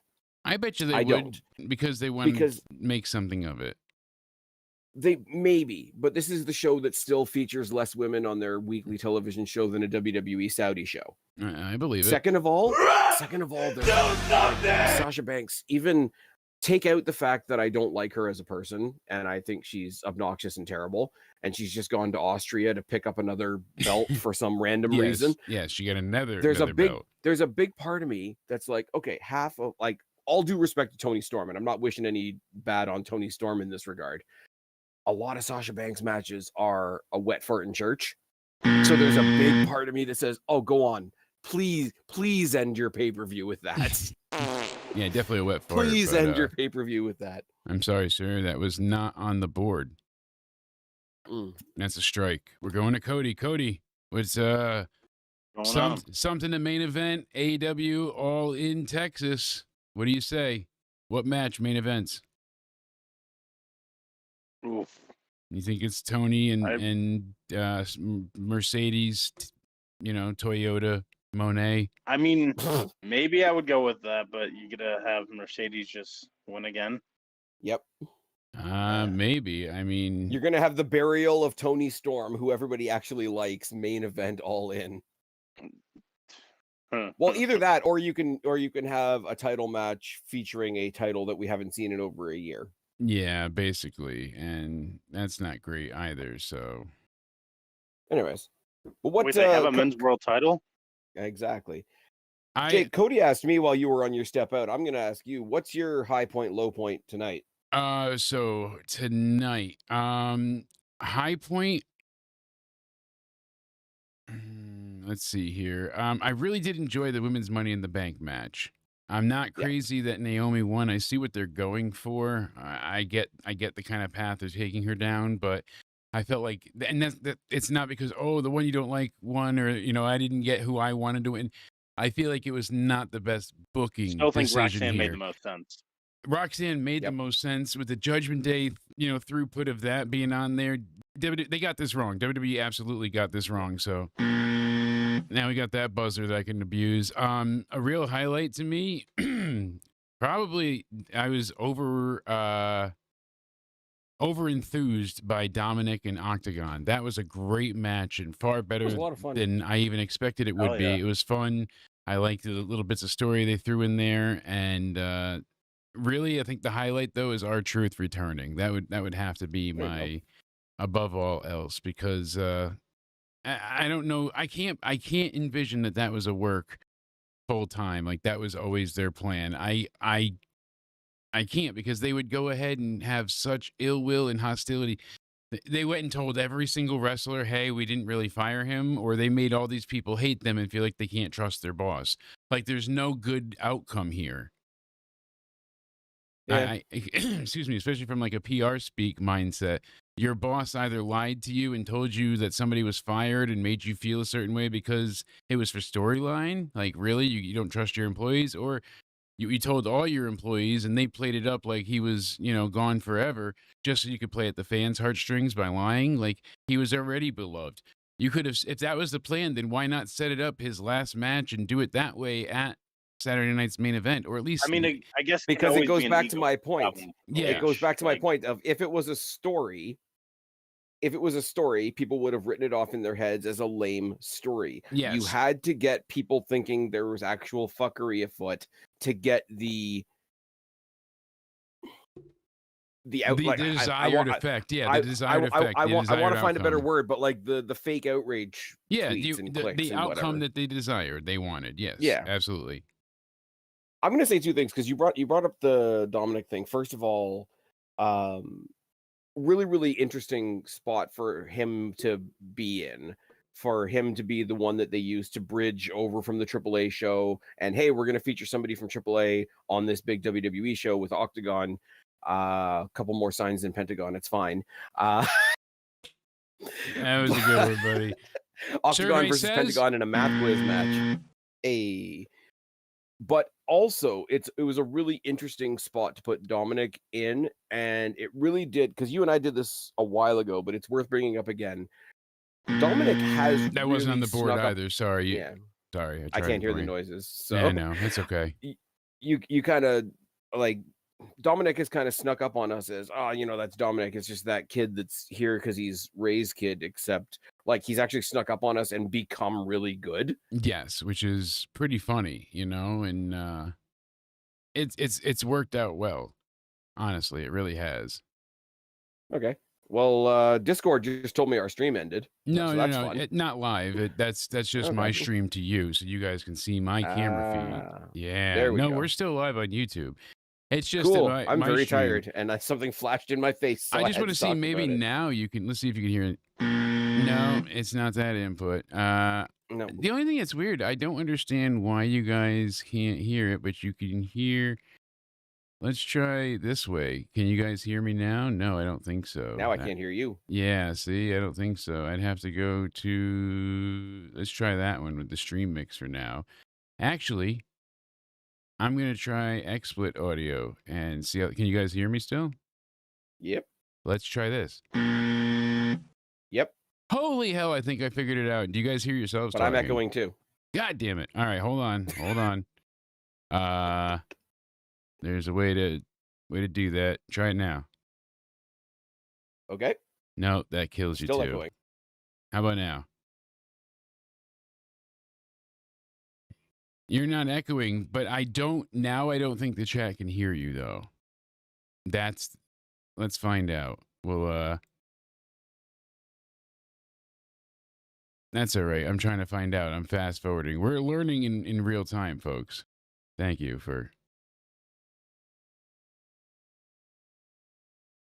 Yeah, there's a few people. It's just yeah, nope.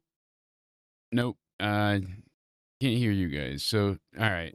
Now they can hear you, but you guys will you'll hear yourselves until I switch it. Yeah, eventually I will figure it out. I don't know why it has to be just such a pain in the ass, but there has to be a way to make it work.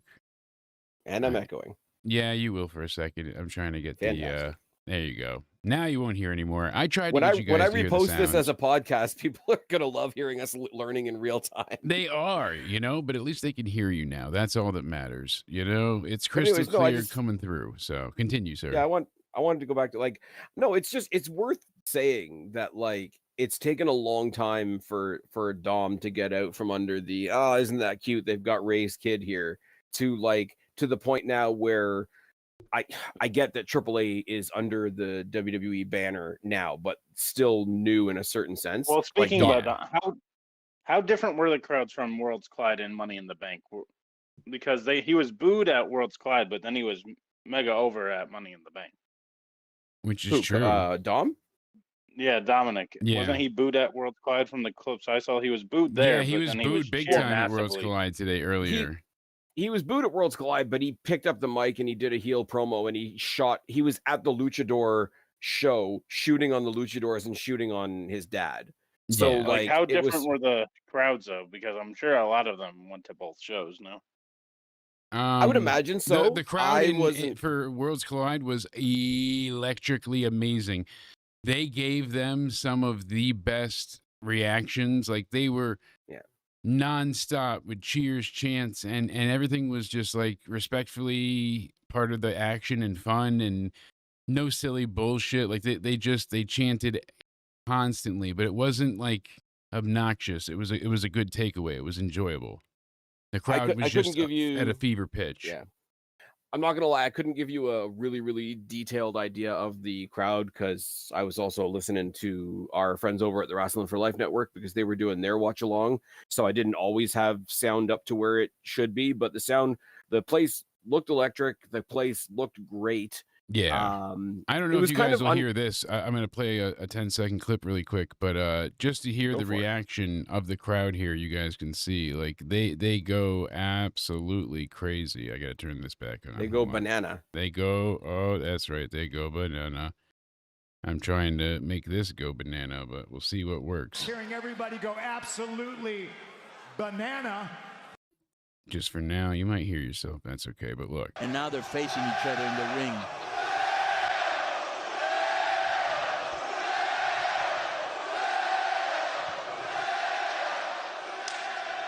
Well, it's not hard to see who the fan favorites are in this one. It looks like they haven't even started the match yet. They hadn't even done a single thing, and that crowd just acted like Hulk Hogan resurrected at Mania 18. Like, it's absolutely incredible. This crowd from top to bottom, from card start to card finish, was absolutely 10 out of 10 incredible. They were ready for this. They were excited. Can I tell you something? Yeah, go right ahead, please. Can I tell you something that's not going to surprise you at all? At all. Spaz has his new favorite tag team. Uh-oh. Pagano and Psycho Clown. Let's fucking go. You know, I hate Pagano so much. I'm sorry. He's always been one that I fucking despise. But it's me. I know, but I have to give it to you because it's you. I just got to let it go. I was actually texting back and forth with my younger brother who's in Toronto, and he was watching the show. And I was like, and the first reaction was like, my first reaction was like, hey, it's clowns in wrestling that aren't ICP. Let's go. Oh God. But no, I sometimes all it takes is a wacky gimmick. I mean, the iguana was over. Let's just talk about that. The stuffed iguana, yes. Fucking what was his name? I think it was Lindsay Dorado who did the shooting star press, or not the standing shooting star press on the iguana puppet, and then they all treated it like it was hot potato, and it was fun. They just imagine were like, that. hey, it was we can't fun. have this. Yeah, no shit. You can have fun without sticking your head in a plastic bag.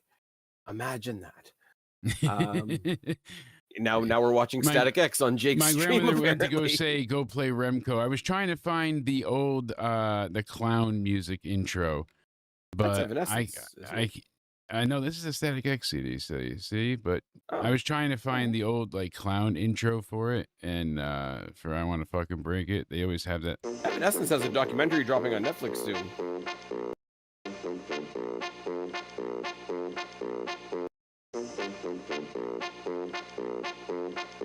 You get it. We need clown music because Pagano sucks ass. Is that Lizzo walking to the bathroom? Yeah, I thought so, but no, she lost weight now. She hates fat people. That's okay. She found it again. She hates fat people indeed. She's super skinny now, right? Isn't that what I've heard? She went off. She's still bullying her backup singers? I believe that. She wants them all to dive in her juices. She was doing all kinds of weird stuff with a banana, Jake. You better watch out.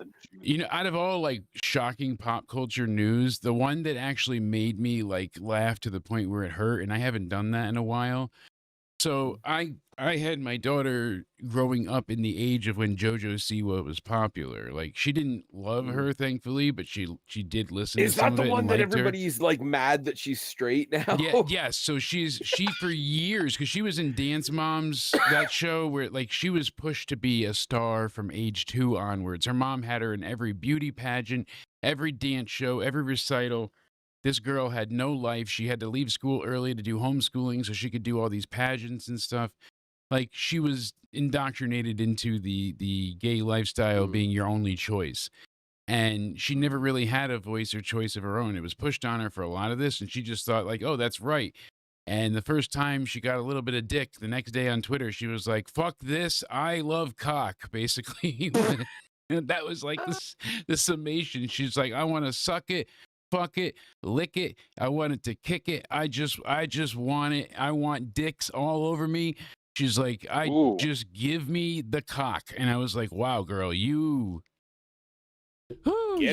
gone a long way, JoJo. From not even that long ago, she was wearing these crazy outfits, and like she was like in this all black leotard fucking thing going on. Like it was pretty scary. At one point, I'm like, somebody needs to call, CPS. Isn't she, a child in young age? No, she's an adult. All right, just checking. But like, this whole thing. It scared the shit out of me. I mean, look at this. This is something out of like a Tim Burton creation. That's Zarya. I only like the vag. That's Zarya. Yeah, like 100%. I'm waiting to see where Sol Ruka is standing behind her. just look for her asshole. But it was just hilarious because she was this face of the gay movement for so long. And she went to... Which is fine if it's your own choice. Exactly, but she went to rallies and marches and did all this stuff, and she was like, she had to be paraded around literally and wear all these crazy extravagant outfits that she felt was her choice, but it never really was when you watch the footage back. And when you look up like her new look and stuff and look in the news, it's like, holy shit, that's way off. Like that's not at all what we were expecting. And it's pretty crazy to see the difference of a little bit of meat brought her to a whole new dimension, Speaking of another whole dimension, take us back, sir. I sent you the graphic. I'm trying to get it back on track because I don't know where we're going here. I sent you the graphic shortly after Worlds Collide was over, but you see the match that was added to Triple Mania. Yes. For the mega title, Vikingo versus Mysterio. Yes, which is very, very fun. Absolutely. I was looking for that. I'm surprised in the they didn't announce it on the show. I was shocked too.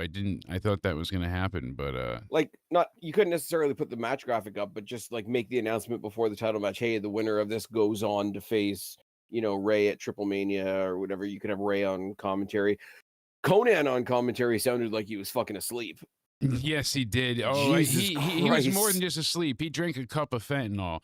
That man, he was not having it. Like, here we go. Here's your breaking Triple Mania news. Look at that. Vikingo they're making a big deal of Vikingo, so good on him. He's never been insane. He's a really great wrestler. He's another like Will Ospreay to me. He's shit at promos. His character's not great, but he's so good in the ring that you kind of let it forget. Like Will is not a great bruv. He's not. He just yells into the mic with his accent. Like that's about all you get from him. Vikingo, it's mostly non-English, so hey, good on him. It's just hard for me to understand. I don't have a translator, but I get the point. But still, it's not. That was a bit of the problem tonight. So this is something I want to bring it back to the review. Lyra and Becky. Not at any point did it feel fantastic. Oh my! It was a great match, but it never felt like it got to the point where like, oh, Becky absolutely is going to win. Like it should have been more like, no, Becky has no chance and then wins. It never felt that way, though. It felt like they were evenly matched. And as much as it was a good match, it was missing a lot of the story elements here. I mean, Becky just dominates in the early, and, she's 0-5 for matches, as we know. So they're trying to play that up. But you basically heard the audience. It was like almost 50-50 of let's go Becky, Becky sucks. Those chants were split pretty much even. Mm-hmm. And it leads to Lyra losing in the end. So Becky basically reverses the hold, and then she holds on to the tights, and she gets a 3 count, and she beats Lyra for the women's IC title. And then she gets her arm raised by Lyra, and then Becky keeps it going. Oh, now you got to drag my arm around the ring and show me off to every corner, and keeps trying to build it up and build it up. And then she goes ahead and finally gets attacked, and the crowd booed a little bit and cheered. It was a weird reaction. I think people don't. No Bailey. Really everybody's neck was broken yet again, waiting for Bailey to come because of the way they set this story up with her saying, "I took out Bailey, I destroyed Bailey, I fucked Bailey," you know. And then now we've gotten nothing from it. Pills are good. I don't blame them for expecting Bailey and stuff like that. And I also was under the impression at one point that I thought that Stephanie Vacour was going to be not tonight, but Stephanie Vacour was going to be getting involved into that. I thought it was to add up and even the sides. Yeah, I totally remember. Not to even the sides. The whole Lyra drops it to Becky, and then Becky was going to drop it to either Bailey or Stephanie Vacour. Yeah. I wasn't trying to build another tag team. I'm tired. I mean, other side of the. Like the other opponent, the other side of the piece. You get my point. Yeah. But I think it's fair to think, okay, there's lots of stories and there's lots of moving parts. Somebody could interfere. But I think we as an audience, and I'm just as guilty of it as anybody else, we're not looking at the match. We're looking at what else could happen to the match. Yes. And then we turn around and complain that there's so much interference. And we're waiting. So we're waiting. You're like... I'm not going to. I'm gonna speculate that there could be interference, and we'll do a preview, and I'll say, "Oh, maybe this is where Bailey comes back, or maybe somebody else steps up to the plate to challenge." It feels Becky like Bailey had to come back tonight. Like, what else is there to like? Now you take the title so she can rematch for it again at Evolution. Like, I don't want to see them face again, which is why I don't think Becky should have won. Here's where I think that while it would have made sense. And I would have been fine with it if it happened. This is where I think they benefit from that not happening because I think the match ruled. I know that there's like storyline stuff that's been a bit janky with it. I am of the opinion there is nobody on the WWE roster right now that has taken on a project like Becky has taken on Lyra. Like, it's one thing to say, okay, this is a young person and I'm going to make them look good. Yeah. Becky has taken Lyra since the time that Becky did her brief stint back in NXT, but Becky has made Lyra her project. Becky has made Lyra, I am going to put this fucking kid on the map. Yeah, she put her over, she put her over, she elevated her, and she made her important. They obviously get along, and because they get along, they beat the shit out of each other. And while the real life person, Rebecca Quinn or whatever her real name is going into this match 100%. I'm going to make this kid look like $1 million if it kills me. The character Becky Lynch is saying, I'm going to embarrass this kid and I'm going to stop them before they even start, and I'm going to embarrass them and they're going to go crawl off into a hole. That's where the post-match stuff comes in. No, you're going to raise my hand. No, you're going to raise my hand again. Oh, by the way, just because I feel about it, you're going to grace me with the belt. You're going to dress me in the belt. And I think for the for the outraged, embarrassed, ashamed, whatever babyface moment for Lyra to sink in, you don't interrupt that. Yeah. So I think the crowd gave up on Lyra right away. Like they just couldn't be bothered, and it's hard to blame them at any point either. Like, even when the action intensity picked up, like, they got more into the match, but they weren't really like at a fever pitch for any of it. Like, you had people chanting and cheering, but it was never like this explosive moment. And it all basically is going to get extended because if Bailey doesn't come out, then we're going to just have more of these two, and it already feels dead in the water. So this was a miss for me.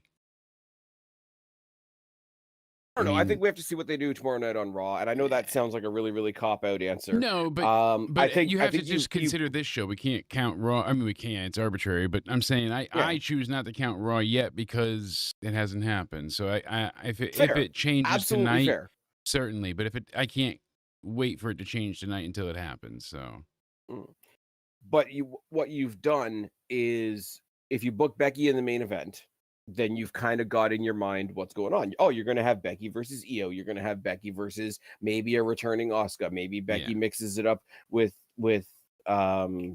Charlotte, or even they go back to the Rhea Ripley thing, whatever. That's Becky in the main event. Becky picking up a mid-card title puts Becky in the mid-card and offers you an entirely new slew of opportunities. So you're right. Her not only beating Lyra, not so definitively, but the embarrassment and the put down and the absolute, like, I'll rip your soul out because the match is over now, pulling a Shang Tsung on her. Yeah. Says, okay, I've taken one trophy in Lyra Valkyria's embarrassment. It doesn't depend on what happens on Monday, but in this moment tonight made me say, I want to see what's next. Yeah, I want to go out with a bang. Does that make sense? I'm not talking about speculating what's next. No. I'm talking about what tonight did for what's next. Yes, exactly. And what it builds to, and all of it. I'm totally with you there. Yeah.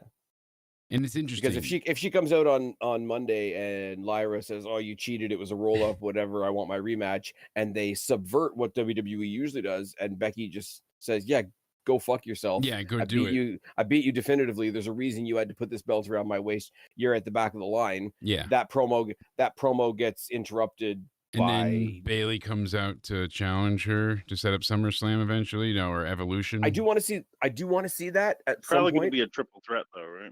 Could be. Maybe. I mean, because Bayley and Lyra have not spoken either. She says Becky screwed everything because now Bayley won't answer her calls. She hasn't gotten any, phone call to be picked up. So Bayley's pissed off, clearly.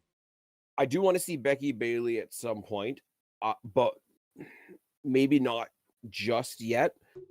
I do want to see Stephanie stare her down tomorrow night, because Stephanie going and pull it, like, let's be real, and it's going under the radar. Stephanie pulling double duty tonight. Oh yeah, at the AAA show and in the Money in the Bank, and looking pretty damn good in both. That's true. Mm-hmm. Actually, that's not true. Octagon pulled double duty. True. Damn. But her going in and winning at the AAA show, going in on such a high, and then the disappointment of losing Money in the Bank. Yeah. Still fun to be in that match, though. I'm sure you're proud of something. Yeah. Still, but also combine that with the fact that she is the newest person to the main roster. Yeah. And she's got something to prove because she's new on the main roster. She's got something to prove because she just lost the Money in the Bank match, despite, some amazing stuff that she did in it. Like, of course she's gonna stomp her foot and say, "I'm fucking here. Let me show you. Let me kick your head off. Let me do whatever. Let me, devil's kiss you into the ground so that, all the fans can get excited." Go nuts with me smacking my ass into your face. Well, bam, baby. I like it. That's when Booker T's going nuts. I think out of the 3 non-ladder matches, I think Lyra Becky was my favorite match. It was a very good match. I hate that the audience can't get behind her or believe in Lyra to be, like, serious. And when she does snap, it's like people are kind of like, "Oh, this is ridiculous now." Like, it doesn't work. Sadly. That is like, and I know it sounds like I'm always plugging the guys over at Wrestling for Life. No, but like when you're listening to, like, watch along content, you're less affected by the crowd. Yes. And because I was taking on the topic at hand that they're discussing. So the topic at hand in the conversation, plus the match. Yeah. Well, it's a over there. That's why I plug these guys so much. It's a pretty positive, like, community they have over there. So the chat is really positive. The chat is excited because they want to be excited. The guys are pretty positive, and I'm watching the match unfolding in front of me, and it's not necessarily being driven by the crowd noise. Yeah. I mean, for the big pops, like the Rhea pops and the Alexa pops and all that sort of thing, you hear the pops, but you don't hear what you don't hear, and that doesn't affect things. So I think. Exactly. If the crowd was quieter, I didn't notice it. Probably. But then again, they weren't quieter. They really, really, really, like, reacted well tonight. They cheered. They were very raucous. Cody, sir, I know you're still here, but I have a question for both of you. So The other day, my wife found a toy like rubber ducky on the front porch, like right before you walk into our living room outside. And I was like, oh, so she put it over on the table, and I didn't know she found it. She just left it there. So I was like, oh, that's weird. So the other day, she's like, yeah. And I was like, where'd the duck come from? Or I said, where'd Elsa come from? And she's like, what? And then afterwards, I'm like, where'd the duck come from? And she's like, oh, Trump? And I'm like, what? She's like, yeah, the Trump duck. I'm like, is that who you think that is? She's like, yeah. I'm like, babe, it's fucking Elsa from Frozen. She's like, no. Oh shit, huh? So apparently, I guess I could see a little bit of the resemblance. It's the Donald Trump. Okay, speaking of which, come on, you don't think that's a Trump duck? Come on. Oh, speaking of which, I can't believe I'm about to make this transition. Donald Duck. Oh Jesus. Going back to Should I be the afraid, AAA show. Spaz? No, when they had the opening, I guess you could say like the opening ceremony of the show where you had Triple H and Shawn Michaels and all the officials from AAA out there, and you had the lady singing the Mexican anthem and the American anthem and all that kind of stuff. The one lady there from AAA looks like she jumped over the wall to steal Trump's headpiece or hairpiece. Now that's daring. You might get shot by the Secret Service over that. Snatch that toupee rug. But like, I'm not trying to be rude. I'm really not. But she looks like an NPC that stole Donald Trump's hair and downloaded it. Like, who is that? I'm choking on my drink. That is one. He does have tiny hands, Coot. You're right. So I mean, you got to be careful. Small it doesn't hands, surprise very me. small. So yeah, the men's was a big surprise, I guess, to no one. We all Not said really. that it's going to be Seth Rollins, or we all kind of picked a maybe, but everybody had Seth in mind because it makes sense. Why? With the story. His big new group, what do they need to do? They need to generate heat. Or else, what are they? They're useless. They're pointless. If you beat them now, or they don't have anything behind them that exemplifies power or a threat, then people are just going to write them off, and they're going to be the next, Lord Tensai failure type, And I'm sorry, I know none of them were in the match, but Braun Bronson, JC Mateo, and Jacob Fatu going at it in the match while everybody else was down. I hate you, awesome. Solo. Yeah, exactly. Well, he didn't say Solo, but I hate you. Oh, yeah. when he wrecked Solo, I will say, people are going to pull this out, so I might as well say it now. I don't care, but people are going to pull this out. If he was coming down there the whole time to like fuck over Solo, why did he bother coming out with JC Mateo in the first place? I kind of think that's good for fuckery. Yeah, I because he agree. took him and like It wasn't set him up, but expected. He wasn't just in his corner the whole time. He would like they pre-planned it, but they worked it out in such a way to not alarm anybody. That's cool. Well, they did a gradual like escalation as well. Like Rollins could have come out with his two guys as well, but then they just would have been there the whole match. Exactly. But you waited until everybody like exhausted themselves. And I'm sorry, like at the end of the day, like we might talk like we're smart, but wrestling fans are simple creatures. Like it's always the lowest common denominator. That's why I said Occam's razor. Middle of a match, there's a new entrance, you're gonna get a pop. It doesn't even matter who it is, really. Most times you got Seth Rollins's guys, and then your brain builds up. It's like, oh, if Seth Rollins's guys come out, maybe Solo's guys are gonna come out too. And then it does happen, and then you get another pop for another entrance, and you get that little like serotonin in your brain from like, hey, I predicted that thing 5 seconds ago that was purely very, very, very obvious. Yeah, exactly. And it's like going back to reductionism, when you're talking about Occam's razor and basically Akam and it's Razor? yeah, no kidding. That's what they played it off of. But oh dear. When people go ahead and it's like, there's no more, no less. Like basically it's like the simplest explanation is usually the best. The fewer assumptions is usually the correct one. Like if you hear hoofbeats, think horses, not zebras, that kind of thing. And with WWE, they've been doing that now. Where a while ago, Vince, even up to 2020, like right at the end there, he was pulling out swerves for just swerve steak, sake. He was, for steak. He cooked the Fiend like a steak. He made him extra crispy. And then on Mania night, he walks through a hallway and then he's fine. He's rejuvenated. So, we had a lot of bullshit.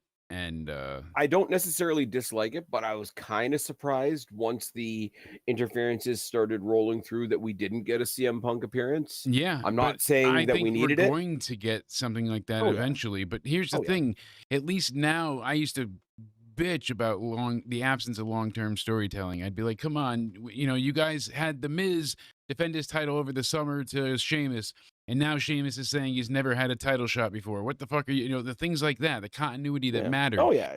And instead, they came back at us with, "Oh, wins and losses you said don't matter." And it's like, in the grand scheme of things, most times, no. But they do. They do matter. Maybe you can get away with, it doesn't matter. You guys had, Bronson Reed and Braun Strowman. No matter who wins, it's going to be a big, beefy, brutal match. They're going to beat the shit out of each other. You're going to have fun. They're interchangeable in that place. The wins and losses do matter argument. It kind of misses the point, in my opinion. Winning and losing doesn't matter, but wins and losses do matter in the sense of how did we get there. Yes. If you go back to last year when Punk and Drew were having their feud, right? Now Drew has a match against anybody, realistically speaking. Punk comes down, distracts Drew. Drew loses the match to whoever. Now, does it matter that Drew lost a match to whoever? No, but it does matter that CM Punk cost Drew what's a your match. emergency? Yeah. And those are different things. Exactly. So those are totally different, and they're easy to separate, but it also gets confused and confounded pretty quick too. So I would go ahead and say, yeah, there's flying shit falling all over the place here, but the drink is still standing. I mean, that's basically what it comes down to, really. You're not wrong. It's got to be pretty consistently, just do what makes sense. So long as it's logical, we can get behind most of it. And that's pretty, like you said. And you can get away with doing something wacky or random or something that doesn't feel like it makes sense if everything else you're doing at the time makes sense. Like you can have this is the one story that's going crazy or something like that. Worth mentioning as well, not only is Rey Mysterio facing Vikingo for the AAA Mega Championship at what's it called, Triple Mania, but also the Garzas are going for the AAA tag titles, which is cool. They've not been utilized and taken to any type of advantage of in a long time. Humberto Carrillo and Angel Garza were a big name during the COVID times. Remember how big they were? They were in the main event of Raw time and time again. I feel like it. Well, Angel was in that weird. Angel was in that weird faction with Seth Rollins for a time. Remember, it was like Angel and Zelina and Austin Theory and Rollins. The Dark Rollins timeline where he revealed his heel turn by twisting his chair in the back of a van. Oh my god! But I think and I won't go as far as to say, oh my god, it was the highlight of the night or anything like that. But the guys in Legato really came out with something to prove this afternoon at the AAA show as well. I like them. I like them switching up their look a little bit, coming out in the camo, coming out like we're ready for a scrap, we're ready for a fight. But then they were facing the clown guys, and I like the clown guys. I can't get behind fucking Pagano there. He drives me nuts. He's just a shit wrestler that got a ton of attention. I don't care. But he's got a tongue on his mask. That's Psycho Clown. Oh, right? I had JoJo Siwa's news page still open. I never actually clicked on it over here. The main headline says JoJo Siwa defends her mom for bleaching her hair when she was just 2 years old to enforce gayness. All right. No wonder why she hated Dick for so long. She thought it was the devil. I'm not. You're not fucking that with this 10-foot pole. I got you, bud. It's like she did a reverse carry. JoJo Siwa. She was. What about her? She's not gay anymore. She's straight. She loves the dick. Wait, she's not gay? Nope, not anymore. You got a chance again. I didn't want one, but what's wrong with JoJo? She's certainly tight as could be. I mean, there's just the one guy. Pass. Ah, Cody. Baseball gloves still waiting to be broken in. Yeah, exactly. New leather. You know what you do with that, right? You put it between a mattress. Giggity. What are they going to do with JC Mateo? Because he feels like he's floundering big time. The name change feels stupid. Jeff Cobb Mateo.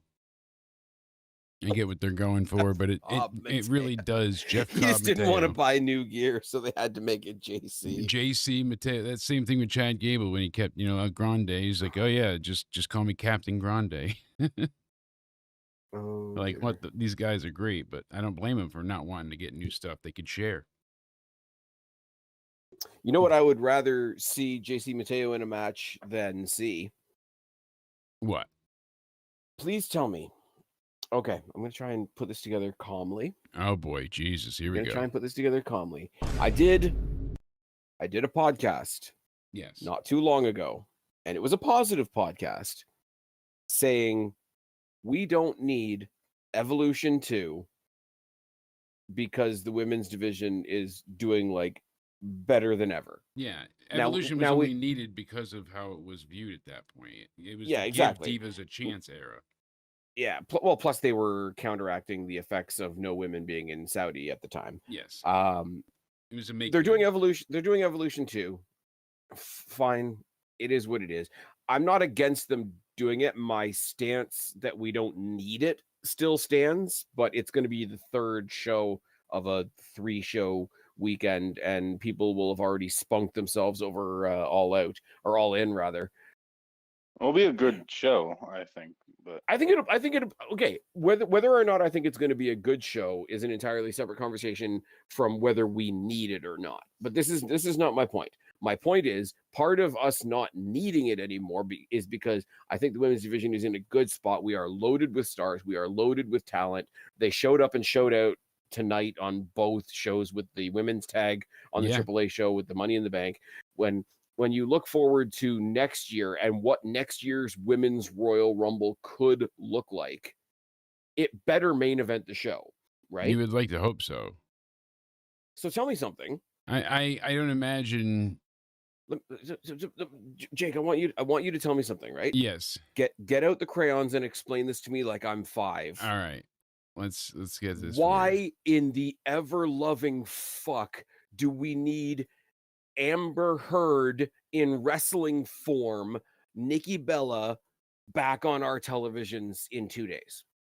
Well, you see, John Cena is going to be there, and she called Triple H and was like, remember what Vince did that time where you walked in the office and you saw him shitting on my forehead?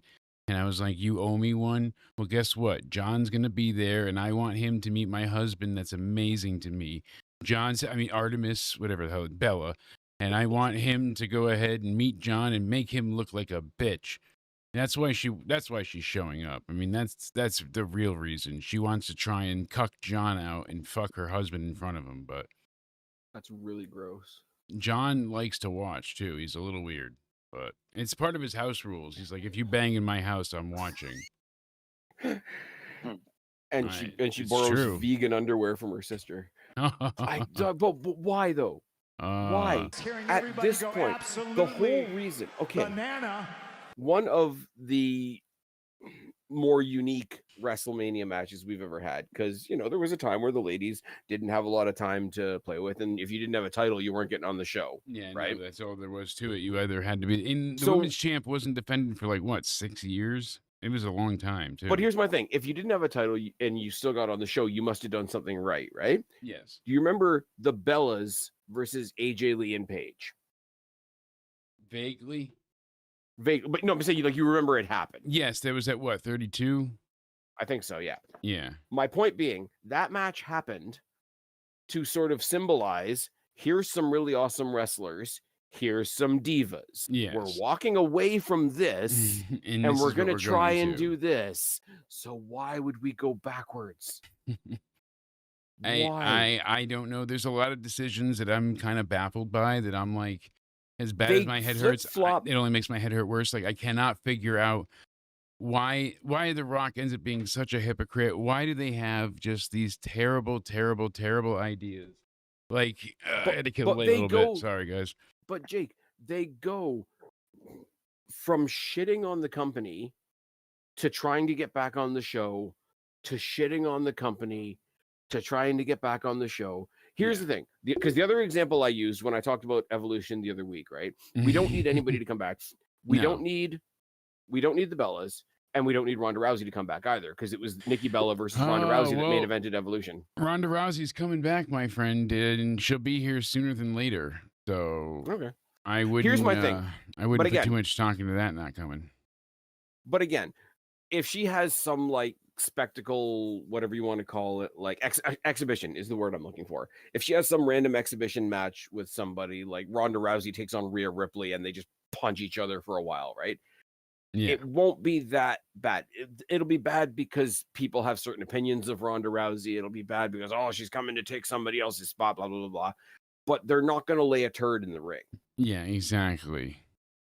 Nikki Bella, all she might is lay turds in the ring. She might. She'll leave it in the bedroom on the mattress, and then she'll go from there and leave it anywhere else she feels like. So just why? Like so many steps forward, 2 steps back, right? Yeah, constantly. Like it's not gonna kill it. It is gonna make me say why. Like a lot. Yeah, our definitely. Truth Son called out Triple H saying "Stop the cap" when he said it was all part of the show. Yeah, he said that, hey, it's all just, it's part of the ride. Take it and dig it. So our Truth Son said "Stop the cap" to Triple H. Yeah, see, so I think it was he got really fired, and they just tried to make it seem like it was a storyline. I think that's what happened. They have some amazing photos on WWE.com from the Money in the Bank ladder match. I'm going to put them up in a second, but holy hell. They really went above and beyond with some of these photos. I'll give them that much. They got some great shots. I'm sorry. Match, it probably makes me a shit person. I'm like, it's still funny to me. Oh, hey, no, I'm not arguing that point. Absolutely. But Naomi winning it doesn't feel great. Not with how they were supposed to go ahead and have us end the night or, end the match. It felt like they were building towards something. And with this, it's not, oh, I know I'll get hit with the brace thing. I'll get hit with but that has nothing to do with it. It's just strictly her. I don't get the character. I get Pigeon Lady more than I get anything that's going on with this bullshit. I don't know. It's just, there was literally like 5 more exciting options. That's what I'm saying. There's so many things that really could be utilized right now and could have been so much better, but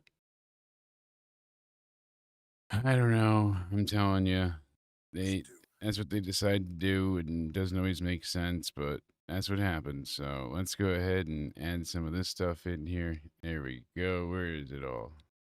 I hate it when I can't find stuff when I go ahead and download shit. Look at that. I got that one. I got that one. I just saw this. I don't know if you guys can find it online or whatever, but they asked Triple H how come it took so long to do Evolution 2, and his answer was the time wasn't right, and now it is. Go fuck. I so badly want him to just turn around and say, because I'm in charge, not you. The show goes on when I say it goes on. Yeah, and then all the people that can't take that will eat themselves. And they'll just be done for. They'll cannibalize their own.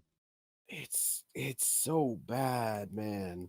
Like, it's... You can't fire people. Well, they can. Yeah, they can if they want to, The other one that kills me, and like Jake, you and I have done this before. The whole like people are not automatically evil just because they have more money than you. Yes. Well, I mean, you can renew everybody. You have money. You can dislike them greatly because they have funds. Like it doesn't, Yeah.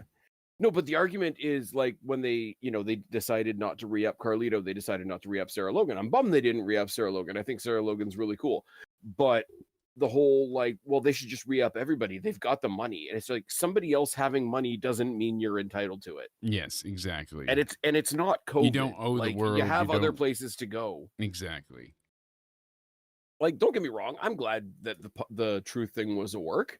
I'm glad that idiots got worked. It may not be a fun. work. I don't think I'm telling you right now, we're going to hear eventually that it's not really a work, that he got fired and then they had to react to the outcry and outpouring of support and people threatening to not buy tickets and stuff, because it's not just the usual vocal minority on Twitter that get loud and the few stories on Instagram. This broke like the internet. People had him trending #1 for 70 something hours straight. Like our truth was deeply loved. And you know what? Cora Jade trended for a day. And you know what? Like, I'm not. But there's a different degree between Cora Jade and everybody else let go, because our truth is Dakota far Kai beyond trended that. for So a couple of days. you Like, can't compare that though. But I'm saying, like, if they become slaves to Twitter, nothing's ever gonna happen. But they And I don't mean trended that for their coldly. answers, like Cora Jade, Alana Black. She went ahead and she trended because not only did she start an OnlyFans, but she went ahead and she talked about a lot of like the body shaming she dealt with and the bullying behind the scenes and those type of things. And that's more drama, so people want to hear that. But she didn't go viral as in we need to see her perform. We need to see her again. I'm now going to body shame myself.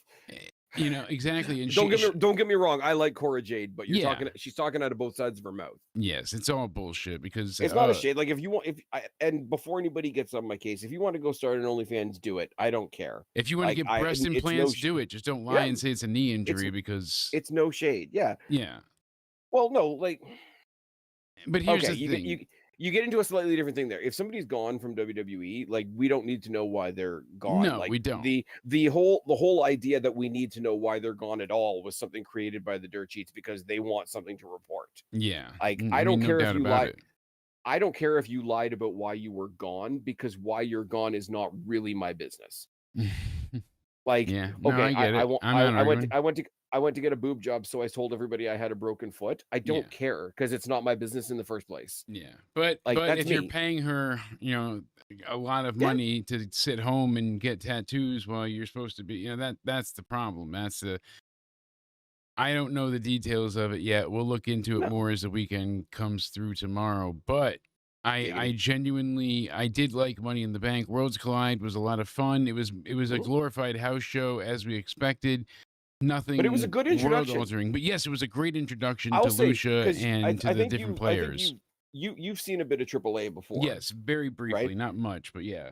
So I shouldn't say that. I've watched a good deal. Yeah, I've never seen a single minute of AAA. I saw the highlight packages that people posted of the Alberto El Patron versus Vikingo match from last week. Yeah. And that was the first and my first reaction was, wow, they look like they're in a really cool building, which shoots down my location argument from earlier. Yeah. But other than that, it only had to do with people that I had seen in other places. Like, I've seen Vikingo in AEW and in TNA. I've seen Laredo Kid in TNA. I've seen Octagon in TNA. Yeah.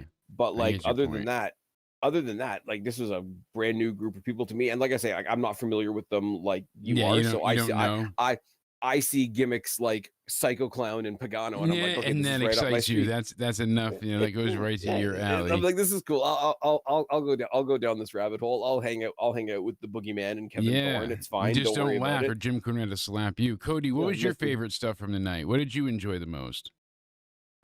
I really liked the Becky and Lyra match. Boom. The men's Money in the Bank was decent. Jacob Fatu turning on Solo. Yeah, that was fun. Liked. Absolutely. Naomi, I'm not going to criticize or anything yet. I'm going to see how that goes. But again, I think Roxanne should have won. That made the most sense. Yeah. Going match by match here. Yeah, we get it. My brain's rotted. The Dom versus Octagon match is next. Yeah, that Dom versus Octagon. That was a really good match. That was great. Didn't go too long, but no, it went just long enough. It put Dom over, made him look like an even better champion, defending his title in like an open it was forum. An impromptu match. That he was able just to take the match and be like, "Fuck it, I'll do it," and that's why they had them show up earlier. I'm a fan of showcase. It. Yeah, it was perfectly well done. And you know, we said we started with the women's, obviously, and then started with the women's and ended with the men's. And you know what's funny? Seth gotta Rollins point this wins, out. and then John Cena got pinned, surprisingly, to finish the night. I was gonna say, like, Oh, yeah. the funny thing about this is we talked about the R-Truth return. We haven't said much about the main event tag, and that says a lot, I think. Yeah, because none of us are talking about that. We it were just just talking it just about was the, what it was. Yeah. Logan Paul had a good few spots. He's a spot merchant, so Yeah. Logan Paul really likes playing with his drones. I was just gonna say he loves playing with his toys, huh? Because those drones must be. I wasn't a super fan sharp. of him holding up his phone or camera, whatever he had going on. He had the there, drone that he was holding for the entrance. For the top rope spot where he got. See, okay, that's an interesting I think one that because works. Yeah, I liked it. As a one-off idea. Don't do it again. Like but him he's having holding it while getting it to. I don't know if I'm okay. I'm not saying it's right. I'm not saying it's good, but I am saying I know like this I'm much. saying like he's used the drone in the entrances before. That's not new anymore. For him to like he's done the whole thing before with the selfie thing where like I'm gonna do a jump, watch me go, right? Yeah. It's different for him to have the camera for him to have the camera in his hand as he's having a match done to him and another match or sorry, as he's having a move done to him and another. Yeah. And I thought that was a really cool perspective for us to get once. I don't need him to do I don't it. know. You don't need it 100 times, no. Because he's just gonna hold it out like the shoot the shot, but like he could be using that as like a weapon. Yeah. Instead, but he's using it as another angle just to get the shot of the move done to him in. Yeah, which no makes doubt. it look forced a little. To get technical, to get technical, if he had used it as a weapon, they could have gotten disqualified. Yeah, go figure. Oh, well, that's true, but he could have dropped it then. Yeah. Himself. No. Don't get me wrong. I'm not sitting here trying to say that it makes a lick of sense. Yeah. I just thought it makes him look like he was willingly gonna let the move be done to him. Because Exactly. That's why I'm not saying it doesn't make a lick of sense. I just thought from a visual point of view, it was a cool thing to do once. Don't do it again. Yeah. That's fair. Just the once. That's it. Never separate repeat. the cool shot from the logic of the shot. That's two separate things. Just go ahead and keep it that way. Like nothing. But the in whole between. idea of like the selfie entrance thing, like that goes back to Tyler Breeze in NXT. Yeah, days. no Like shit. that's not the new cool thing that they pretend it is. It's not. Yeah, I remember that Tyler Breeze. That was his whole shtick. And I'm saying that as a guy that actually likes Logan Paul. I liked Tyler Breeze back in NXT too. I liked when he even came back, and I liked him and Breezango, doing the cop thing. That was funny. They had moments. The Fashion Files, Fashion Police. Yep, that was funny. They had moments. I like Lindsay Dorado genius, coming in to replace Joaquin Wilde at the last minute there. I didn't. I said it in the preview. Nice. I wasn't aware that he was a trainer. Dorado. Lindsay Dorado was in the LWO. Yep. Because it was supposed to be Joaquin Wilde, Cruz del Toro. Does he work for AAA or what's he doing? No, he's apparently he's a trainer in the PC for NXT. For a while I just now. didn't know that. I didn't know that. Yeah. Neither did I. I didn't know it till this weekend, actually. So. That's kind of cool spot for they WWE. Probably were to like, be in. we'll throw you in a extra few bucks in your paycheck. Exactly. Here, we'll let you in, and you can go ahead and do this. Can you sink or swim? By the way, you got to train these, ring monkeys. Let's go. Well, there's quite a like if you think about it, like I'm not surprised that he is because like if you think about Javon Evans is the prime example, but if you think about how many high flyers they have in NXT right now, it kind of makes sense that one of their trainers is a luchador. I believe that. Yeah, that makes total sense. It's kind of cool to be able to say, oh, we've randomly pulled out this person and it's Lindsay Dorado. Whereas if they did it on SmackDown, the random person that they pull from the back would be Road Dogg. I didn't really watch much of World Quad though. Should I go back and watch it? Because I would. I saw the clip of Dominic's promo and stuff like that. Yeah, I would definitely. I would go back and watch it. The point that I was trying to make a second ago, sort of differentiating between myself and Jake, as somebody who has never watched any AAA before, I thought this was an awesome like introduction. Yeah. They didn't over lucha it at all. They didn't do like where they're running the ropes all the time and they're flipping. And then most times when they did dives and shit, it made sense. Most of the guys weren't, quails huddled together to catch them. Like they they were No. together, but they didn't look like they were just standing there waiting. There was one they did, but the rest were all well executed. Everything tonight, even the silly stuff, was believable. They did a bunch of like, here's the history of like in like 2 or 3 minute clips of like, this is how AAA started. These were the people involved. We've got Triple Mania coming up. This is what Triple Mania means to us. Each person that you saw that wasn't a WWE person got like a little bit of like their own video package put into the match video package, which is nice. You had, showcase your stars and bring them out as much as you can. Make people know who you're working with. You had Conan on commentary with Corey. Corey Graves sounded like he was having a blast. He was having a blast. Yeah. What sucked is Conan was he was drinking fentanyl out of a cup. Like he was like I said before, he was out of his mind with some of it. Like I have a bad migraine. My eyes are all, fucked up and goofy from it. This guy couldn't see out of his right eye and hear out of his left ear permanently. The shit that came out of his mouth, I was waiting him to, pull the Vampiro. Where's my music? I need my fucking music. Just that thing was a disaster. Like the setup was shit. really simple too. Like small screens, big crowd. Small screens, big crowd. The ring didn't have a bunch of the advertising that other people are so upset about. It just had the WWE logo and the it didn't bother AAA me logo. Really. Yeah. I will say, to me, I was whatever. I'll talking about nitpicky things. Yeah.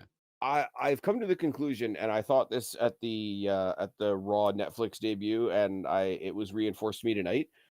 I kind of hate the Intuit Dome. Yeah, I've never been a big fan of it, and I love the halo that they have. I love the halo that they have in the ceiling for the screens. That's cool, but the seating stuff in the seat, it's weird, and the lights, the way the lights are, it makes it look like there's nobody there. Yeah, and I'm sorry, but I look at the crowd shots and it makes me think Thunderdome. Yeah, it has that look to it. You nailed it. I was thinking the same thing as sometimes with the lights. Especially in the Hell in a Cell match. I like it's already hard enough to get you to see, and now you got to deal with that nonsense. Yeah. I think the lights are a cool concept, but it does actually make it look like less people are there. If you want to integrate it into somebody's entrance for somebody that has a really good entrance, do it for that one person, but don't have them on during the matches. I will say the one thing that I saw at the AAA show, the crowd wasn't very lit up. Like it seemed to me like the crowd was a bit darker, which is like I'm getting into like the super nitpicky stuff. You had the dark crowd for the one show, and you had the crowd that was oddly lit for the other show. So it was a weird day for how's the crowd doing. And then you had the crowd that was just bigger than they expected at the TNA show the night before. So good for them on that as well. Yeah. I don't have a number for the TNA show, but it looks like they had a pretty full house. I heard they were sold out, so we'll try and get that as well. But I mean, out of everybody that participated, I feel like the right person won for the men because I didn't want Seth to win, but you have to look at it like, all right, they're the new super group. They're the new top bad guys on Raw. Why are people afraid of him? Oh, because they can fuck over the champion at any time. That kind of, they need a threatening demeanor. They need a new theme song for the group of them that isn't and Owen for the crowd to sing along. You don't want the crowd to be happy that you're there. We need resistance, You don't want to have the a Judas effect per se. No, exactly, my friend. So it's one of the few things I can actually give AEW credit for. Like they know people like to sing along with Judas, so they gave him the different song when he became the learning tree. You nailed it. They didn't write it first either. That took a little bit, and that was the same criticism. So I hope they do this. I think Jericho should just come be the new GM of NXT. They upgraded Stephanie's entrance again. They're gonna keep tweaking it for weeks now. Watch, just like they do with Pentas and Phoenixes. They're going to add stuff and take away because she had the pyro on Monday. That was awesome. It was like a thunderclap, and then the pyro went off. So, looking back, she's going to be at the by Mania. She's going to either have a title or be the Rumble winner, I think. Yeah, because I was there in 2019, and we had Bayley win the briefcase, and then she cashed in on SmackDown. Not on SmackDown Women's Champ Charlotte. She did it the same night where she won because Charlotte won her, defended her title, and then Bayley cashed in the same night she won the briefcase. So we got to see a cool cash in, but Brock Lesnar won the men's event without even being on the, on the match card. So that was some bullshit. And I'm sorry, that's still not as funny as the first what was it? The first SmackDown on Fox. Oh, Cody or not Cody Rhodes, Kofi Kingston versus 9 Brock seconds, Lesnar. yeah. Yep. Or 6 seconds, whatever it was. Yeah, it was pretty embarrassing. And had a good time on Twitter that night too. Yeah, well, we've been having a good time on Twitter because we've been going through the history of stuff and all whatnot. So it's cool once we get rid of some of the trolls. We're having fun over there.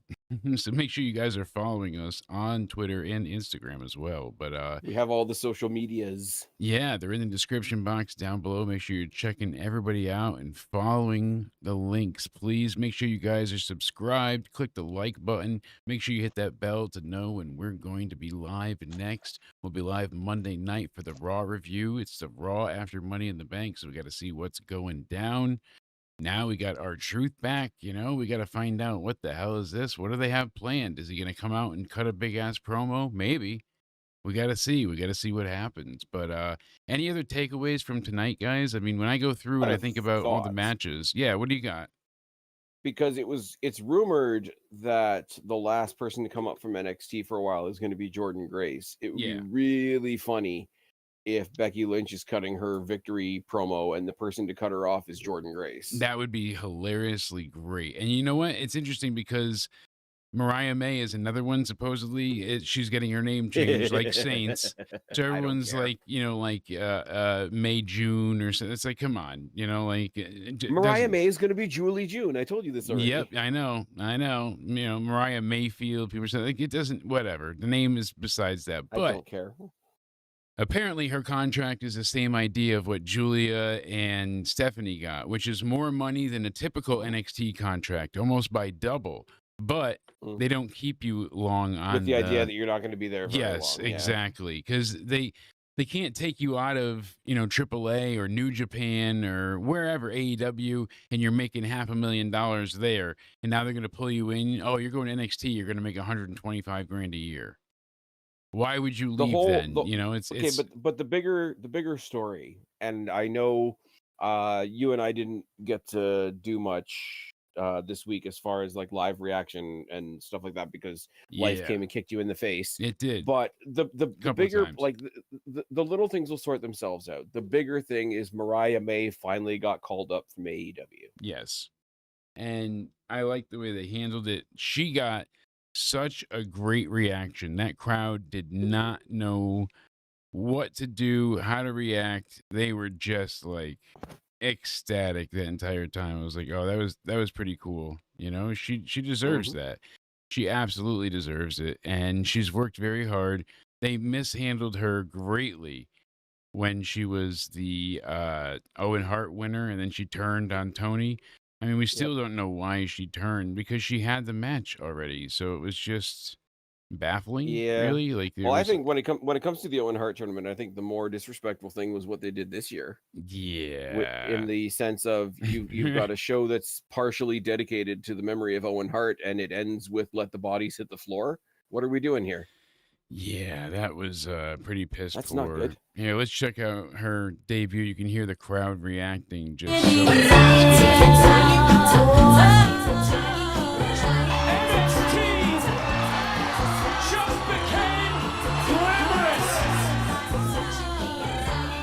nuts, absolutely nuts. Yeah, I mean, she got that hellacious welcoming. I mean, that was so loud for the Performance Center. I was blown away. Ricky Saints is definitely called up. He was another one with a short, higher paying contract. It's been that way for quite a few people now, where they've gotten their money, and they're not staying long. So we'll see what comes of it. But I'm excited for NXT. The women's division is extremely strong still. They lost two Mariah May thing. Yeah. Sorry, what goes under the radar with the Mariah May thing? I'm happy to see Mariah May. I think it's kind of cool. Yeah, I think she was kind of hamstrung and this isn't a dig at AEW, but she was basically tied to one person her entire time there. So I hope they mix her up with a bunch of people. But what nobody's talking about now, it seems like it's just going to be Tony and Mercedes for the next 6 weeks. So Oh, good. And then Tony's going to get buried. It's fine. Yep. But that whole thing 6 started. seconds. It was basically like JC Jane came out to talk about being the new champion, and then she was interrupted by 100 people, and it was capped off by Mariah May, and that's what people remember. Yeah. People sort of let it fall by the wayside before she got interrupted by the first couple of people that came down the ramp. JC Jane was cutting a pretty damn good championship. She was promo. doing really good controlling the crowd. They tried to cut her off and what her, and she just broke cadence and told them to shove it. You can't get behind me now. You know, you've been against me and booing me this whole time, and now you're cheering me. Get the fuck out of here was her attitude. I loved it. She came across I'd like great, to get behind her. right? And that's the problem with Lyra. Lyra's not believable. You don't believe that she hates Becky, and Becky. It's just, it's not there. But this, JC, she voiced everything she really felt because she has been a jobber for a long time. She's lost almost every match she's been a part of. And now, finally, the girls work together after all that dissension. It was like, yes, we have a chance. And then she wins the title. So it was a really cool result to see. And it shook up the women's division exponentially. There's a lot to look forward to, and there's even more to be excited about. There's a ton of great women there. There's a ton of great guys. There's a lot of big plans for weapons. So, let's go ahead and take down the barbed wire, baby, because we're going to go ahead and go hardcore. Really, really, really sounds like we need Nikki Bella. Yeah, we do. We do indeed. You know what else we need? Is me to get some sleep. So, Cody, tell everybody where they can find you, my good man, please. You can find me over on my Twitter or X, or whatever we're calling it nowadays. My brain's rotted too. At Judgment Day Era. And you can find me over on my Instagram at Cody_Onidi_316. Absolutely. Thank you so much. And we'll have our next episode of Guilty or Guilt Free next Sunday. We'll be doing an Into Somewhere short tomorrow, covering the latest news. And Spaz, tell the people where they can find you, my good man. Well, first of all, keep supporting Jake. He's doing all the fucking live streams, and he's outworking me by 10 at this point, I think. Shout out to Cody as well. Always nice to chat with you. Absolutely. As far as myself, at Spaz Phoenix on Instagram, at Spaz Phoenix on X, and search Spaz Phoenix Podcast on Amazon Music, iTunes, Spotify, Rumble, and YouTube. Thanks very much. Absolutely. We gave you the big bubble there to go ahead and put that Got through. a lot of big bubbles, but So the doctor says it's going to go away soon. Last time I blew bubbles, he left town. That fucking clown. So that wasn't a real clown. That's where kayfabe went. I knew it. Goddamn Donald Trump duck. It's a jinx. It's like the Sonichu necklace. No, guys, thank you so much for hanging out. Money in the Bank and this is falling off. Worlds Collide. We've gone into somewhere indeed. My eyes are ready to explode out of their head. If you look on the camera, the bags are just. It's brutal, but we're still going strong. 1 a.m. You guys have been great. Thank you to everyone in the chat for hitting the like button, hitting subscribe, hanging out with us. It's been a ton of fun. We're going to be live again Monday night for the Raw review and have a really cool hangout. I am ready, Colton Whittington. I am ready for Raw on Monday. It's going to be exciting. I can't wait for Monday after Money in the Bank. We got to see, does Jey Uso defend his title successfully, or is Gunther the new champ? Again, Cody, Spaz, thank you both. I hope everybody has a great night. Stay sexy, and we'll see you into somewhere.